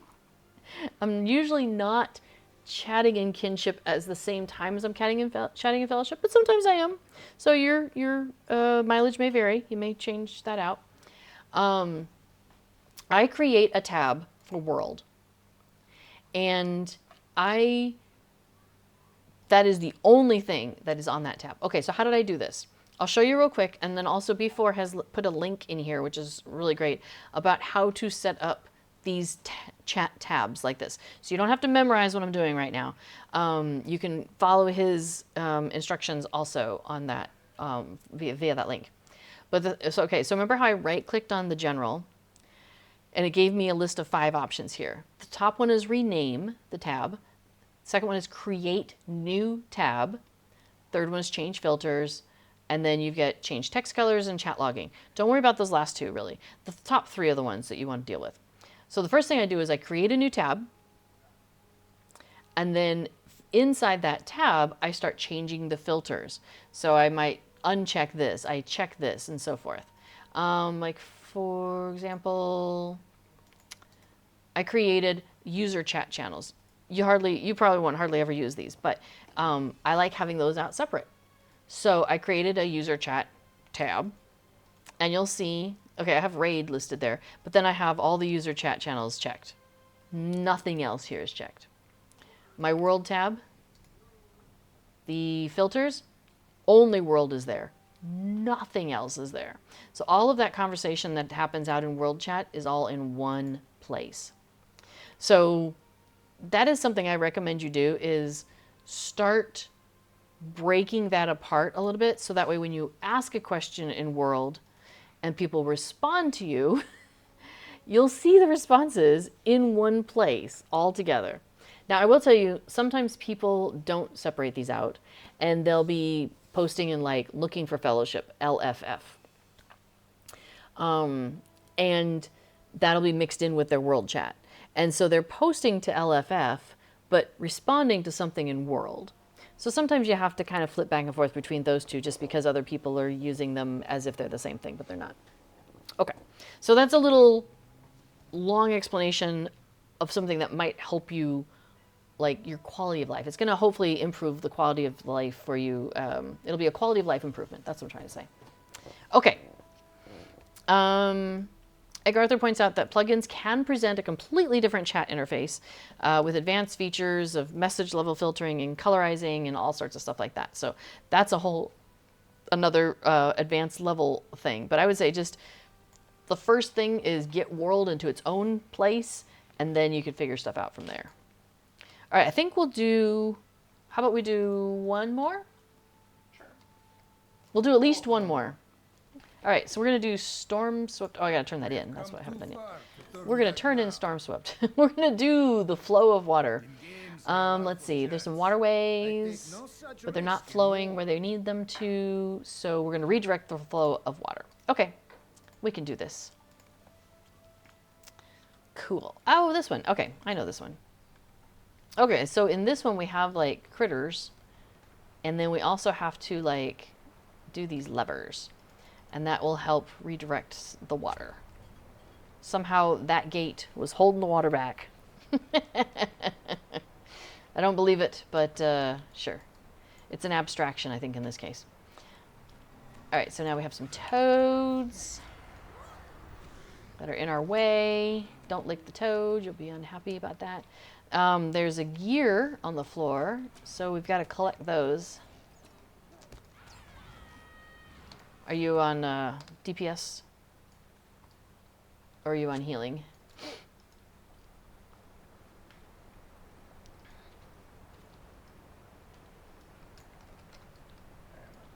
Awesome. Thank you. Cool. So I can... Let's see, what else we got? We've got... Oh, here's another lever up top.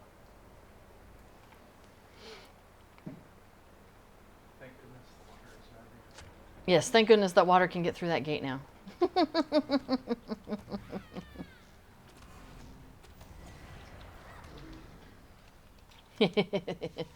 The gate was hydrophobic, he says. That's funny. Egg Arthur says, just bought 3 milestones on one of your Treebird characters. That's awesome. I'm telling you, they're handy. The cooldowns, though, are definitely like a key. Oh, that snapper had like an eye as one of its effects listed underneath it, which meant it was potentially more likely to trigger that that Sauron has seen me effect, which then could lead to the fire effect. So I'll try and point that out when we see it again. This is all part of that difficulty thing that we were talking about earlier. It's kind of advanced level stuff. Okay, let's see. This snapper does not have it, so that doesn't help us at this point. We'll see if it gets it. Nope. What about that guy? Nope. So whatever we've done, Sauron's less worried about us at the moment. Yeah, there goes that alarm again.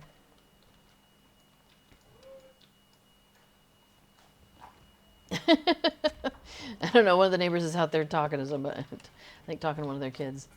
They've got like 4 kids next door. So, and then the alarm is off. Oh, here we go. Oh, there it was, and it went away. See if it'll come back. Nope, it's gone. Oh well. Aaron Bard says, it never used milestones much until you saw my guide to the Midsummer Festival. That was so helpful. Well, I'm glad you found that helpful. Yeah, I was in a situation, a few years ago with the Midsummer Festival where I was like trying to remember, because I had, figured it all out. And then the next year I'm like, what did I do? How did I get around? What did I, and then I'm like, okay, I got to write this all out. And I had it written down, but then I was like, I need a better, I'm like, I might as well just put this down in a nice format and share all the work that I have done for myself, might as well share that with other people. And so that's kind of how that post was born. And it's just kind of snowballed from there. Before then went and used it as a template for a plugin thing, and people post the link to it in world chat, and it's like, that's awesome. I'm really glad that it's been as useful to people as it has been.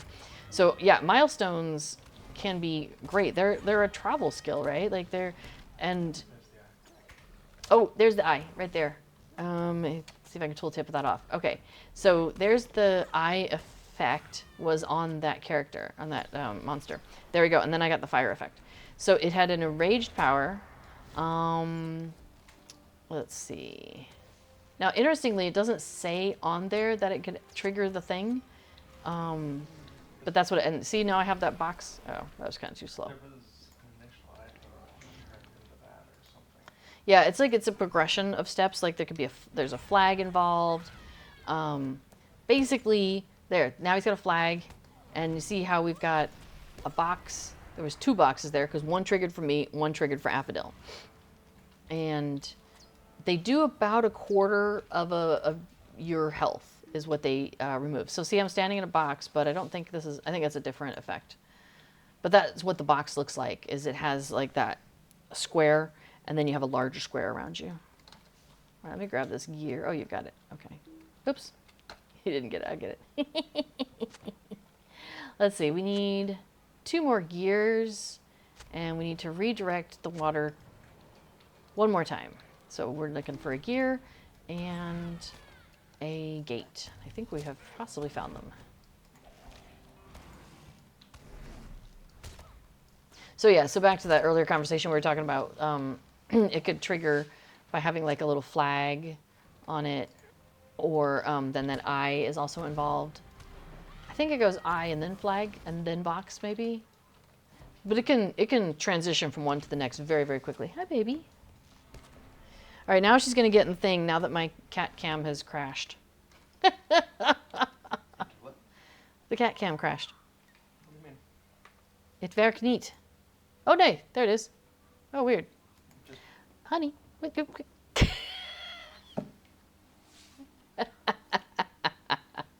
She's a cat. What can you say? So it's really funny. Like, she will sleep in that thing many nights lately. Like, I will go up to bed, I come back down in the morning, and she is still in that bed. So I'm guessing once she gets it unfluffed from the washing, then she'll be more comfortable with it. Also, it's not exact. It's a slightly precarious situation. I can put the cat cam back on. The bed itself is, oh no, it is crashed. It's not live. Okay. So that's the picture of what it looks like. It's actually on top of like a tray table. See, not live. Yeah. I think I heard it go off earlier. okay. Yeah. Oh, let me get back to where Horan. Hey, there we go. Dwarf Scout. You shall turn off the camera. Oh, right. Let me turn that back off. Boop. Okay. There we go. Anyway, so she hasn't minded how precarious it is, and it kind of wobbles a little bit sometimes. So I've been trying to, like, we've had some ideas on ways to maybe make it less wobbly, a little bit more secure. It's a work in progress. We'll check out the sorcerer thing. Sorceress, sorry. We have an Angmarim sorceress who's taken refuge within the top of the tower. All right, let's go find her. Yeah, so anyway, we're trying to make it a little less precarious for her, and oh yeah, we have to defeat this lady in the middle. Right, we've done this before. So my hope is that the pair of them might find it a bit more useful, not just her, because she's been the only one using it since we got it. So when we first got the cats, it was like a year and a month ago. Like, we got them at the end of May last year, and they were 8 and 6 at the time. Yeah, so now they're 9 and 7, and so we had some things that were, that we had purchased for them, and you know how it kind of is with, like, sometimes with a cat, they just kind of connect with something and they kind of make it theirs. And if another cat tries to get involved, the other cat just like, oh, that's not mine. I can't go there. I can't play with that toy. I can't sleep in that bed, like that sort of thing. And that's kind of what happened with that bed. And so I'm like, okay, we're gonna wash this. So ran it through the wash, the bedding, and it's poofed. It's poofed up. And she is not sure about it. So my hope was, though, that maybe he would find it comfortable to sleep in. Mr. Curled up with my sweater over here. Sandy picturing the cat unplugging the camera. I mean, she's smart. I don't know if she's that smart. She's a clever girl. We have we got a cat door installed in the wall so they can go in and out into a kind of a restricted area in the back garden. And there's a cat flap on the inside of the house, and then you've got the depth of the wall, and then a cat flap on the outside. And then, you know, that helps with like, it's not going to get so, you know, you're not going to have a breeze coming through, and, you know, all of that. Well, I don't think these two have had a lot of experience with cat flaps, or these aren't your traditional cat flaps, so maybe that's part of it too. Oh yeah, that guy had a blue eye on him. That was one of the possible things. That's part of that chain. Anyway, because they're these are basically like a strip of wood and then some rubber and then a strip of wood and then some rubber, and so it has some like flexibility to it. And then at the bottom, it's got little magnets. And so, and there's magnets on the thing. And so they can push it, but then it comes back into its place and goes, it can kind of go wobble, wobble, and then whoop, and it really sticks to the magnets. And they don't seem to be too keen on that. So if they were used to a traditional, solid cat door that you could see through, I could see why this might be a little weird for them. At any rate, he hasn't gotten used to him. What I ended up doing is the outside one, I've got it propped up right now. So they have basically from the outside, it's like outside door propped up, tunnel, inside cat flap. So they just have to negotiate the inside cat flap. Well, she can. He cannot. So far. Now, we were told in their initial paperwork that she tends to be the more adventurous of the pair of them, in the sense of like, she'll figure something out first, and then like a month or so later, he'll follow in that knowledge. Should we do Wonder of the Deep? Okay, we're just gonna clear out the set. So, yeah, so it's possible, because she's figured it out, that maybe he will, you know, at some point. We will see. All right, so we have to destroy Angmarm wards to halt the dwarf whites. I don't remember this one. And do not allow the geode to be destroyed. Okay. Well, neat. Oh yeah, okay, cool. Okay, so you can see that she was in a box. Well, it didn't trigger that. It's the other kind of box. So, if you finish so many of, like, there's wrappers of wrappers within wrappers, man. There's how many? 37. There's 37 unique missions with the Vérnozal, I think. And you have to, if you do each one of those. Oh, there's somebody walking near the geode. I'm going to go make sure he doesn't go and attack it. If you do all 37 of them at least once, that finishes a deed, and you get a whole bunch of virtue experience. And we were at level cap, and we had done a lot of stuff. So our virtue experience, we had maxed out every single category. So we didn't want to finish any deeds that were going to give us virtue experience, because we didn't want it to be wasted. And this one has quite a bit, like 5,000 or something crazy like that. So, yeah. So we've been kind of waiting until we had some virtue experience space to finish these deeds. All right, I'm going to just keep defeating things that are over here by the geode. while you work on the wards, if that works out okay. Sure. All right, cool. All right, so she's out there making a loop. I'm over here smacking these fell spirits. These dwarf whites. I wonder if the dwarfs are the dwarf whites are coming out of those things. All right, after I get rid of this guy, I'll go and try and get rid of this Angmar ward over here. See if that makes a difference. Hey, hey. All right. Oh, you know what? I'm going to go into an endurance stance, and I'll show you how. So notice my health is down a little bit. So watch this. I'll just do endurance stance over and over again. Boom. Look at my health jumping up there. Isn't that great? I'm just doing, I'm just spamming that quick shot. Just quick shot, quick shot, quick shot over and over again. Boom, boom, boom, boom. Oh, I'm going to interrupt that. There we go. So I think part of the reason why she's figured out how to do the door and he hasn't is because they actually go through doors differently. Oh, whoops. I got his attention and then didn't do anything about it. Here, stand there for a minute while I do this ward. He opens doors with his paw. So he will see a gap and he'll put his paw in and pull it towards himself. Whereas she will see a gap, put her nose in it, and push with her face. So, which is really funny because she ends up with like pulling her face back, all funny. So she's just like this cat nose coming through. It's kind of funny.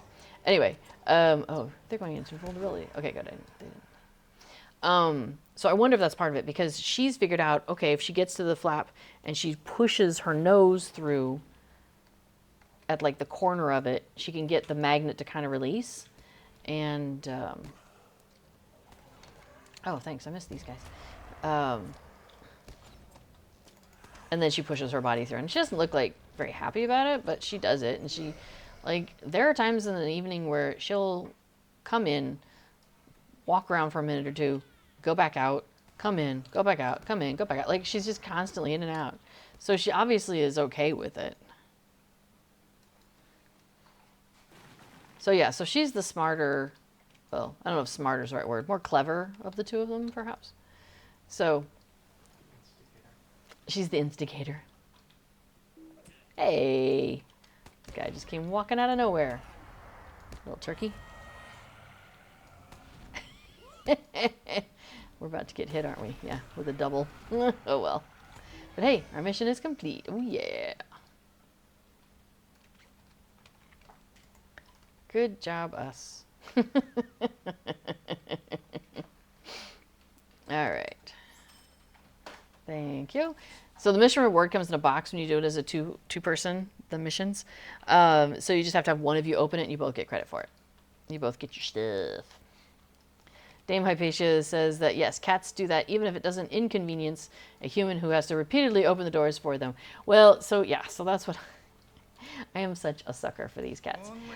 Because I know he struggles to get out the door and he really wants to go out sometimes. So what we've done is, I don't have a good example nearby, but basically I've taken some long boards that we have, some long thin boards that were signs.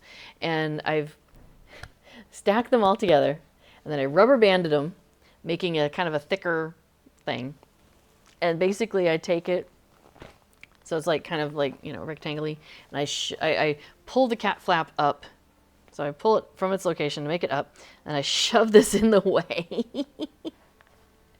So it holds the cat flap up. And then I make sure that there's a gap. So the cat flap's there. And they can walk through next to the board that I put in the cat flap space. So, yeah. I'm a sucker for this guy, letting him get in and out. Yes, I am. It's pretty funny. Okay, let's go ahead and pop this open though, because I finished. Oh, let's double. Okay, yeah, I think I'm okay. So this is going to give me some embers of enchantment, of which I have 4,000. That's fine. Some virtue XP in a thing, so I don't have to take that yet. That's fine. We'll do the character boosts, I think. And let me do the other one. And this one's going to give me motes of enchantment, which emits 6,500. Excuse me, we'll do the character boost again. All right, cool. The reason I was like double checking that, is I'm at 9,550 figments of splendor. So I really need to spend those because I hate when I cap that and they get wasted. It always makes me sad. So I'm actually going to pop over to Lalia's Market. So Lalia's Market is there's a travel skill you can get to go in and out of to go into Lalia's Market. It costs you 3 mithril coins, and you can get like a pack of 5 mithril coins normally for like 50 lotro points. So basically, finish 5 or 10 deeds and stack up some lotro points, and you can go and buy this travel skill, and you can do it at like levels 5 or whatever. Like you can get it really super early. So I recommend that as a travel skill because it's super handy.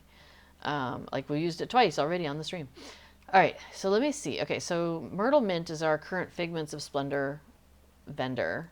How may I help Vendor, you spender, today? vendor. Splendor vendor. So she has this outfit of the Carn Alchemist is her current jam.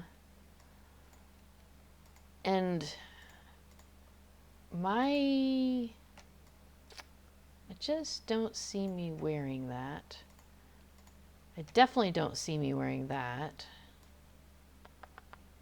But yeah, you could go all hunter if you really wanted to. It's very silly. Oh, these are cloaks. Okay. I usually don't wear cloaks on these characters. And then we've got some housing items. The Alchemist Spiral Staircase, maybe I should consider getting that. Because it might be a good idea to try and do some housing stuff. Oh, and Hobbit housing is due to come sometime this year.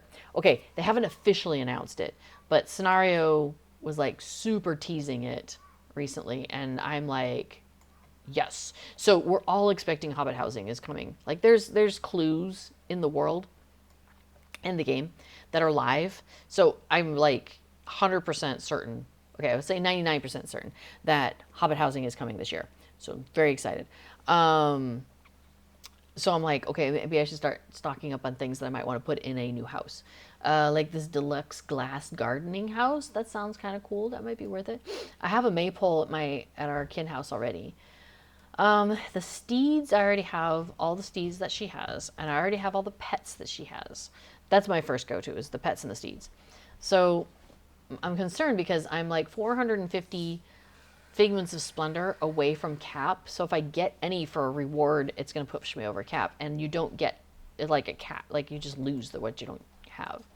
So I may have to spend some time figuring out some housing item. Aaron Bard asked, is the Alchemist outfit very dyeable? That's a great question. Let's find out. Okay, so let's try on the boots and the van bracers and the helm and the mantle and the garb. Okay, so there we have all the different pieces. Shoulders are not dyeable. They're going to be that green. Looks like the head is dyeable. What do you think? Let's try like a rose. That usually shows up pretty good. Okay, so yes, and it keeps a lot of the silver. Maybe we can zoom in on the head. It keeps a lot of the silver accents, it looks like, if you dye it. So that's cute. So let's do a rose on the chest too, see what we get. Oh, let's do a sky blue. That'll make it obvious what's one and what's not the other. Here, let me zoom back out. Okay, so. It's very Magneto. Yes, it's very Magneto. Let me just float across the world to you here. Well, hey, yeah, if you're skating, that'd be perfect. Sometimes, things don't load properly, and so you're just skating instead of moving. That'd be great. Okay, so that's what it looks like if you dye it. So this middle section stays that kind of olivey green, and the accents stay. And it looks like that. And so the gloves, let's do some gloves. Let's do a rose with that. I like to try and, make it obvious of when we're checking out how something dyes. Looks like the brown in the middle stays there, but the rest of it goes pretty good. And let's see what the boots do. We'll just do the boots in yellow. That'll stick out. I wouldn't necessarily recommend this color combination, but just so you can see. I really can't stand the yellow in this game. It's really funny. There we go. Now it's a rose, so that's nice. That's not so bad. So there you go. If you wanted to know how dyeable are the pieces of this outfit. Oh, I didn't actually put on the back. What is this called? Of the Karn Doom Alchemist. So here's a cloak of the Karn Doom Alchemist. And that's the back. I don't know, let's try it in like sea blue. Whoa, there you go. So it looks like it keeps the reds and the whites. So you probably wouldn't want to do sea blue. That's a weird contrast. Oh, whoops, I pushed the wrong thing. Back color, purple. No, that's pretty garish. That looks kind of Christmassy, if you're looking for something Christmassy, color-wise. What does it look like in black? There you go. The black has a nice look to it. That's a bit, you know, striking. What if I do it in just red? Red with red. Ooh. You know, if you're ever looking for a red and the red comes out like this, super bright, and you're like, that is too much. The crimson is often a nicer, a little bit more toned down, a little deeper, richer version. I've noticed that when I'm doing like some of the Yule outfits, I'll do them in red, and then I'm like, that's too much. But you try it in crimson, and it turns out really nice. So there you go. If you wanted to keep the red accents, it looks like the red accents are crimson, so that probably is why that looks good. So, yeah. Aaron Barnes says, love the style, not the olive. We could try it in gold, sure. No, you want it in Lorien gold? Or, let's see, I know there's regular gold, isn't there? Yeah, there we go. Okay. So, and then we could do the head color in gold. Just remember, all that glitters is not gold.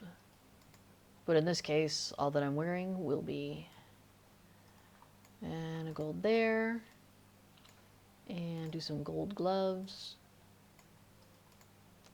And do some gold feet. It says legs. Oh. Because I don't want the legs. Oh, I should see if the legs do dye, actually. What were we doing? Gold. Gold to gold. And gold. Doesn't look like it did anything. There you go. That has a very Magneto look to it, actually. And I match my pretzel. Yeah, she's like, can we get this off me? What? That's so weird. Dame Hypatia. How to spend hours in Lotro without playing. Oh my gosh. Have you seen my, like... So, there was new housing that came out, and I love the premium housing. I'm all over it. So, at one point I was like, I should do a video kind of going over the new housing. And I was like, okay, that's cool, but really, I should do a video kind of explaining housing first. So I did a video kind of going over like the original basic housing, and that was like 2 hours.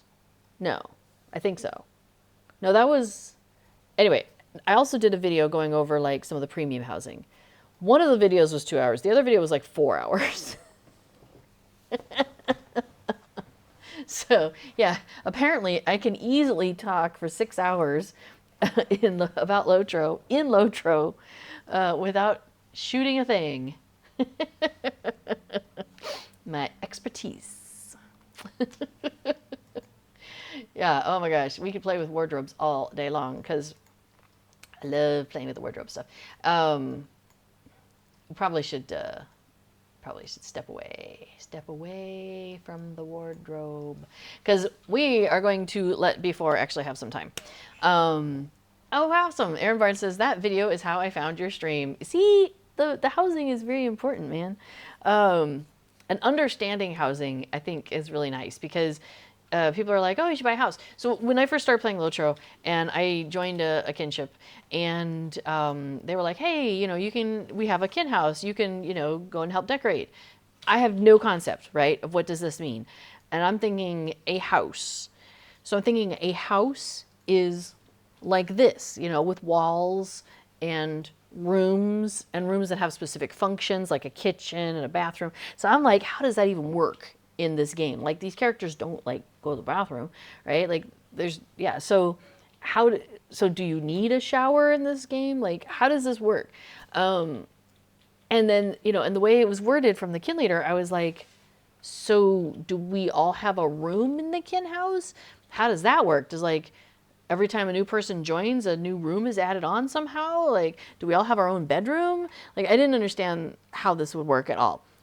The way it works is basically you have basically think you have like a shoebox. Remember when you were a kid and it was like you'd have a shoebox and you were supposed to make a diorama or something in it so you could turn it into whatever you wanted, but it was a shoebox. It was a box. Like you have a finite amount of space and you're going to play in that space, and it's got like 4 walls and a floor and a ceiling. Like that's what you got. Although at the diorama we were missing a wall. The 4th wall wasn't there, but work with me.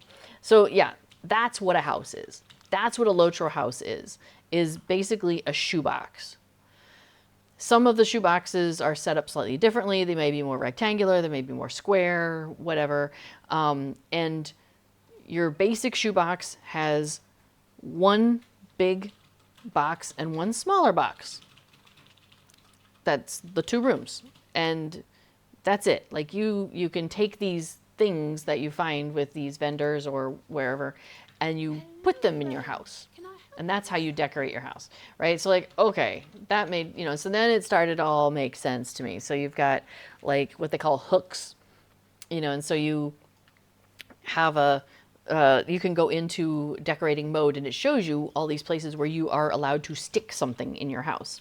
And so it's like, okay, this is a spot where I can put a thing. I put a thing there. And it's like you can rotate it, you can move it, back and forth and around and stuff like that. So that's how you get like some of the customization. So it'd be like, why my house doesn't look like your house on the inside, and we change all these various things and stuff like that. So that's what I think that's kind of cool. But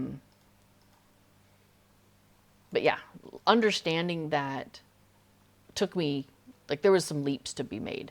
And I thought, well, I find housing really cool now and I love playing around with it. So I was like, well, how do I help other people make that jump as well? So that was part of my my goal in doing those videos. Also, I was just really excited. I think I should probably do, when Hobbit Housing comes out, I should probably do a Hobbit Housing video. And I don't mean a video like this where we're chatting and stuff, because that's very distracting, right? But like a video where I'm just like recording and talking and touring basically, but then it's all one, it's a little bit more, it's like the condensed, it's like, it's just the content and not me yammering on about, something else or showing off the cats. I think before is about ready. Yeah? Okay, awesome. All right, well then I think I'm gonna go ahead and wrap up here. Let's see. Oh, Deco de Mieux, though, I was gonna mention that real quick. If you are decorating a house and you're like, because this is what I'm gonna do once the stream is done. These things that are listed here, for example, let me just pick just the housing decorations. So these housing decorations, like I have curiosity on what they look like actually in the game. Like not just a little square with a picture there, but like what is it going to look like in the game? So there's a website, and let me grab the linkity-loo for this, that where it's called, oops, did I just do something weird? Oh no, there it is. D&Co. Here we go. I just want, well, here, I'll give you the whole thing that we wrote something down. So that's a link to the website. It's D&Co de Mieux. It's a play on words for like a French housing TV show. So Deco de Mieux, and it's a website where it's a database of every Lotro housing item that exists. So every time new stuff comes out, Yao, who runs and maintains the website, goes and gets pictures and like will manage to acquire the item. Usually there's a test server, so usually he does it over there, and will buy the item and puts it in a like a Belfalas house, and that has kind of like those more like marble whitish kind of walls, and so you have a pretty good place for taking pictures. And so he'll set it in the Belfalas house and take pictures of it from different directions, and you know, so you can get an idea of like the scale of it and what's it going to look like in a space. So that's really cool. So that's what I'm going to be doing during his stream. Is I'm going to be going to the Deco website and looking at some of these things so I can spend some of my points before I go over. I'm hoping we can do an experiment before you go too far. Oh, okay. All right. So apparently I'm needed first, though, on his stream before I take off and go do other things. So I will go ahead and sign off here. If there's anything you wanted to talk about in the chat, throw that in there right now. I will be around in the chat because it's the same Lotro stream chat here, because we're basically going to transition. I will stop streaming. He will start streaming. We'll take a little break for maybe for bathroom and drinks, and then he will jump on and start doing some wacky hijinks with plugins and something else, and yeah, all sorts of good stuff. So thank you everybody for coming along today. I'm glad we got some new folks in here that we were all able to help, and I love it when all of you can jump in and help people out. I love that I can like kind of rely on my regulars in the chat to be like, oh, let me help you out. I know the answer to this.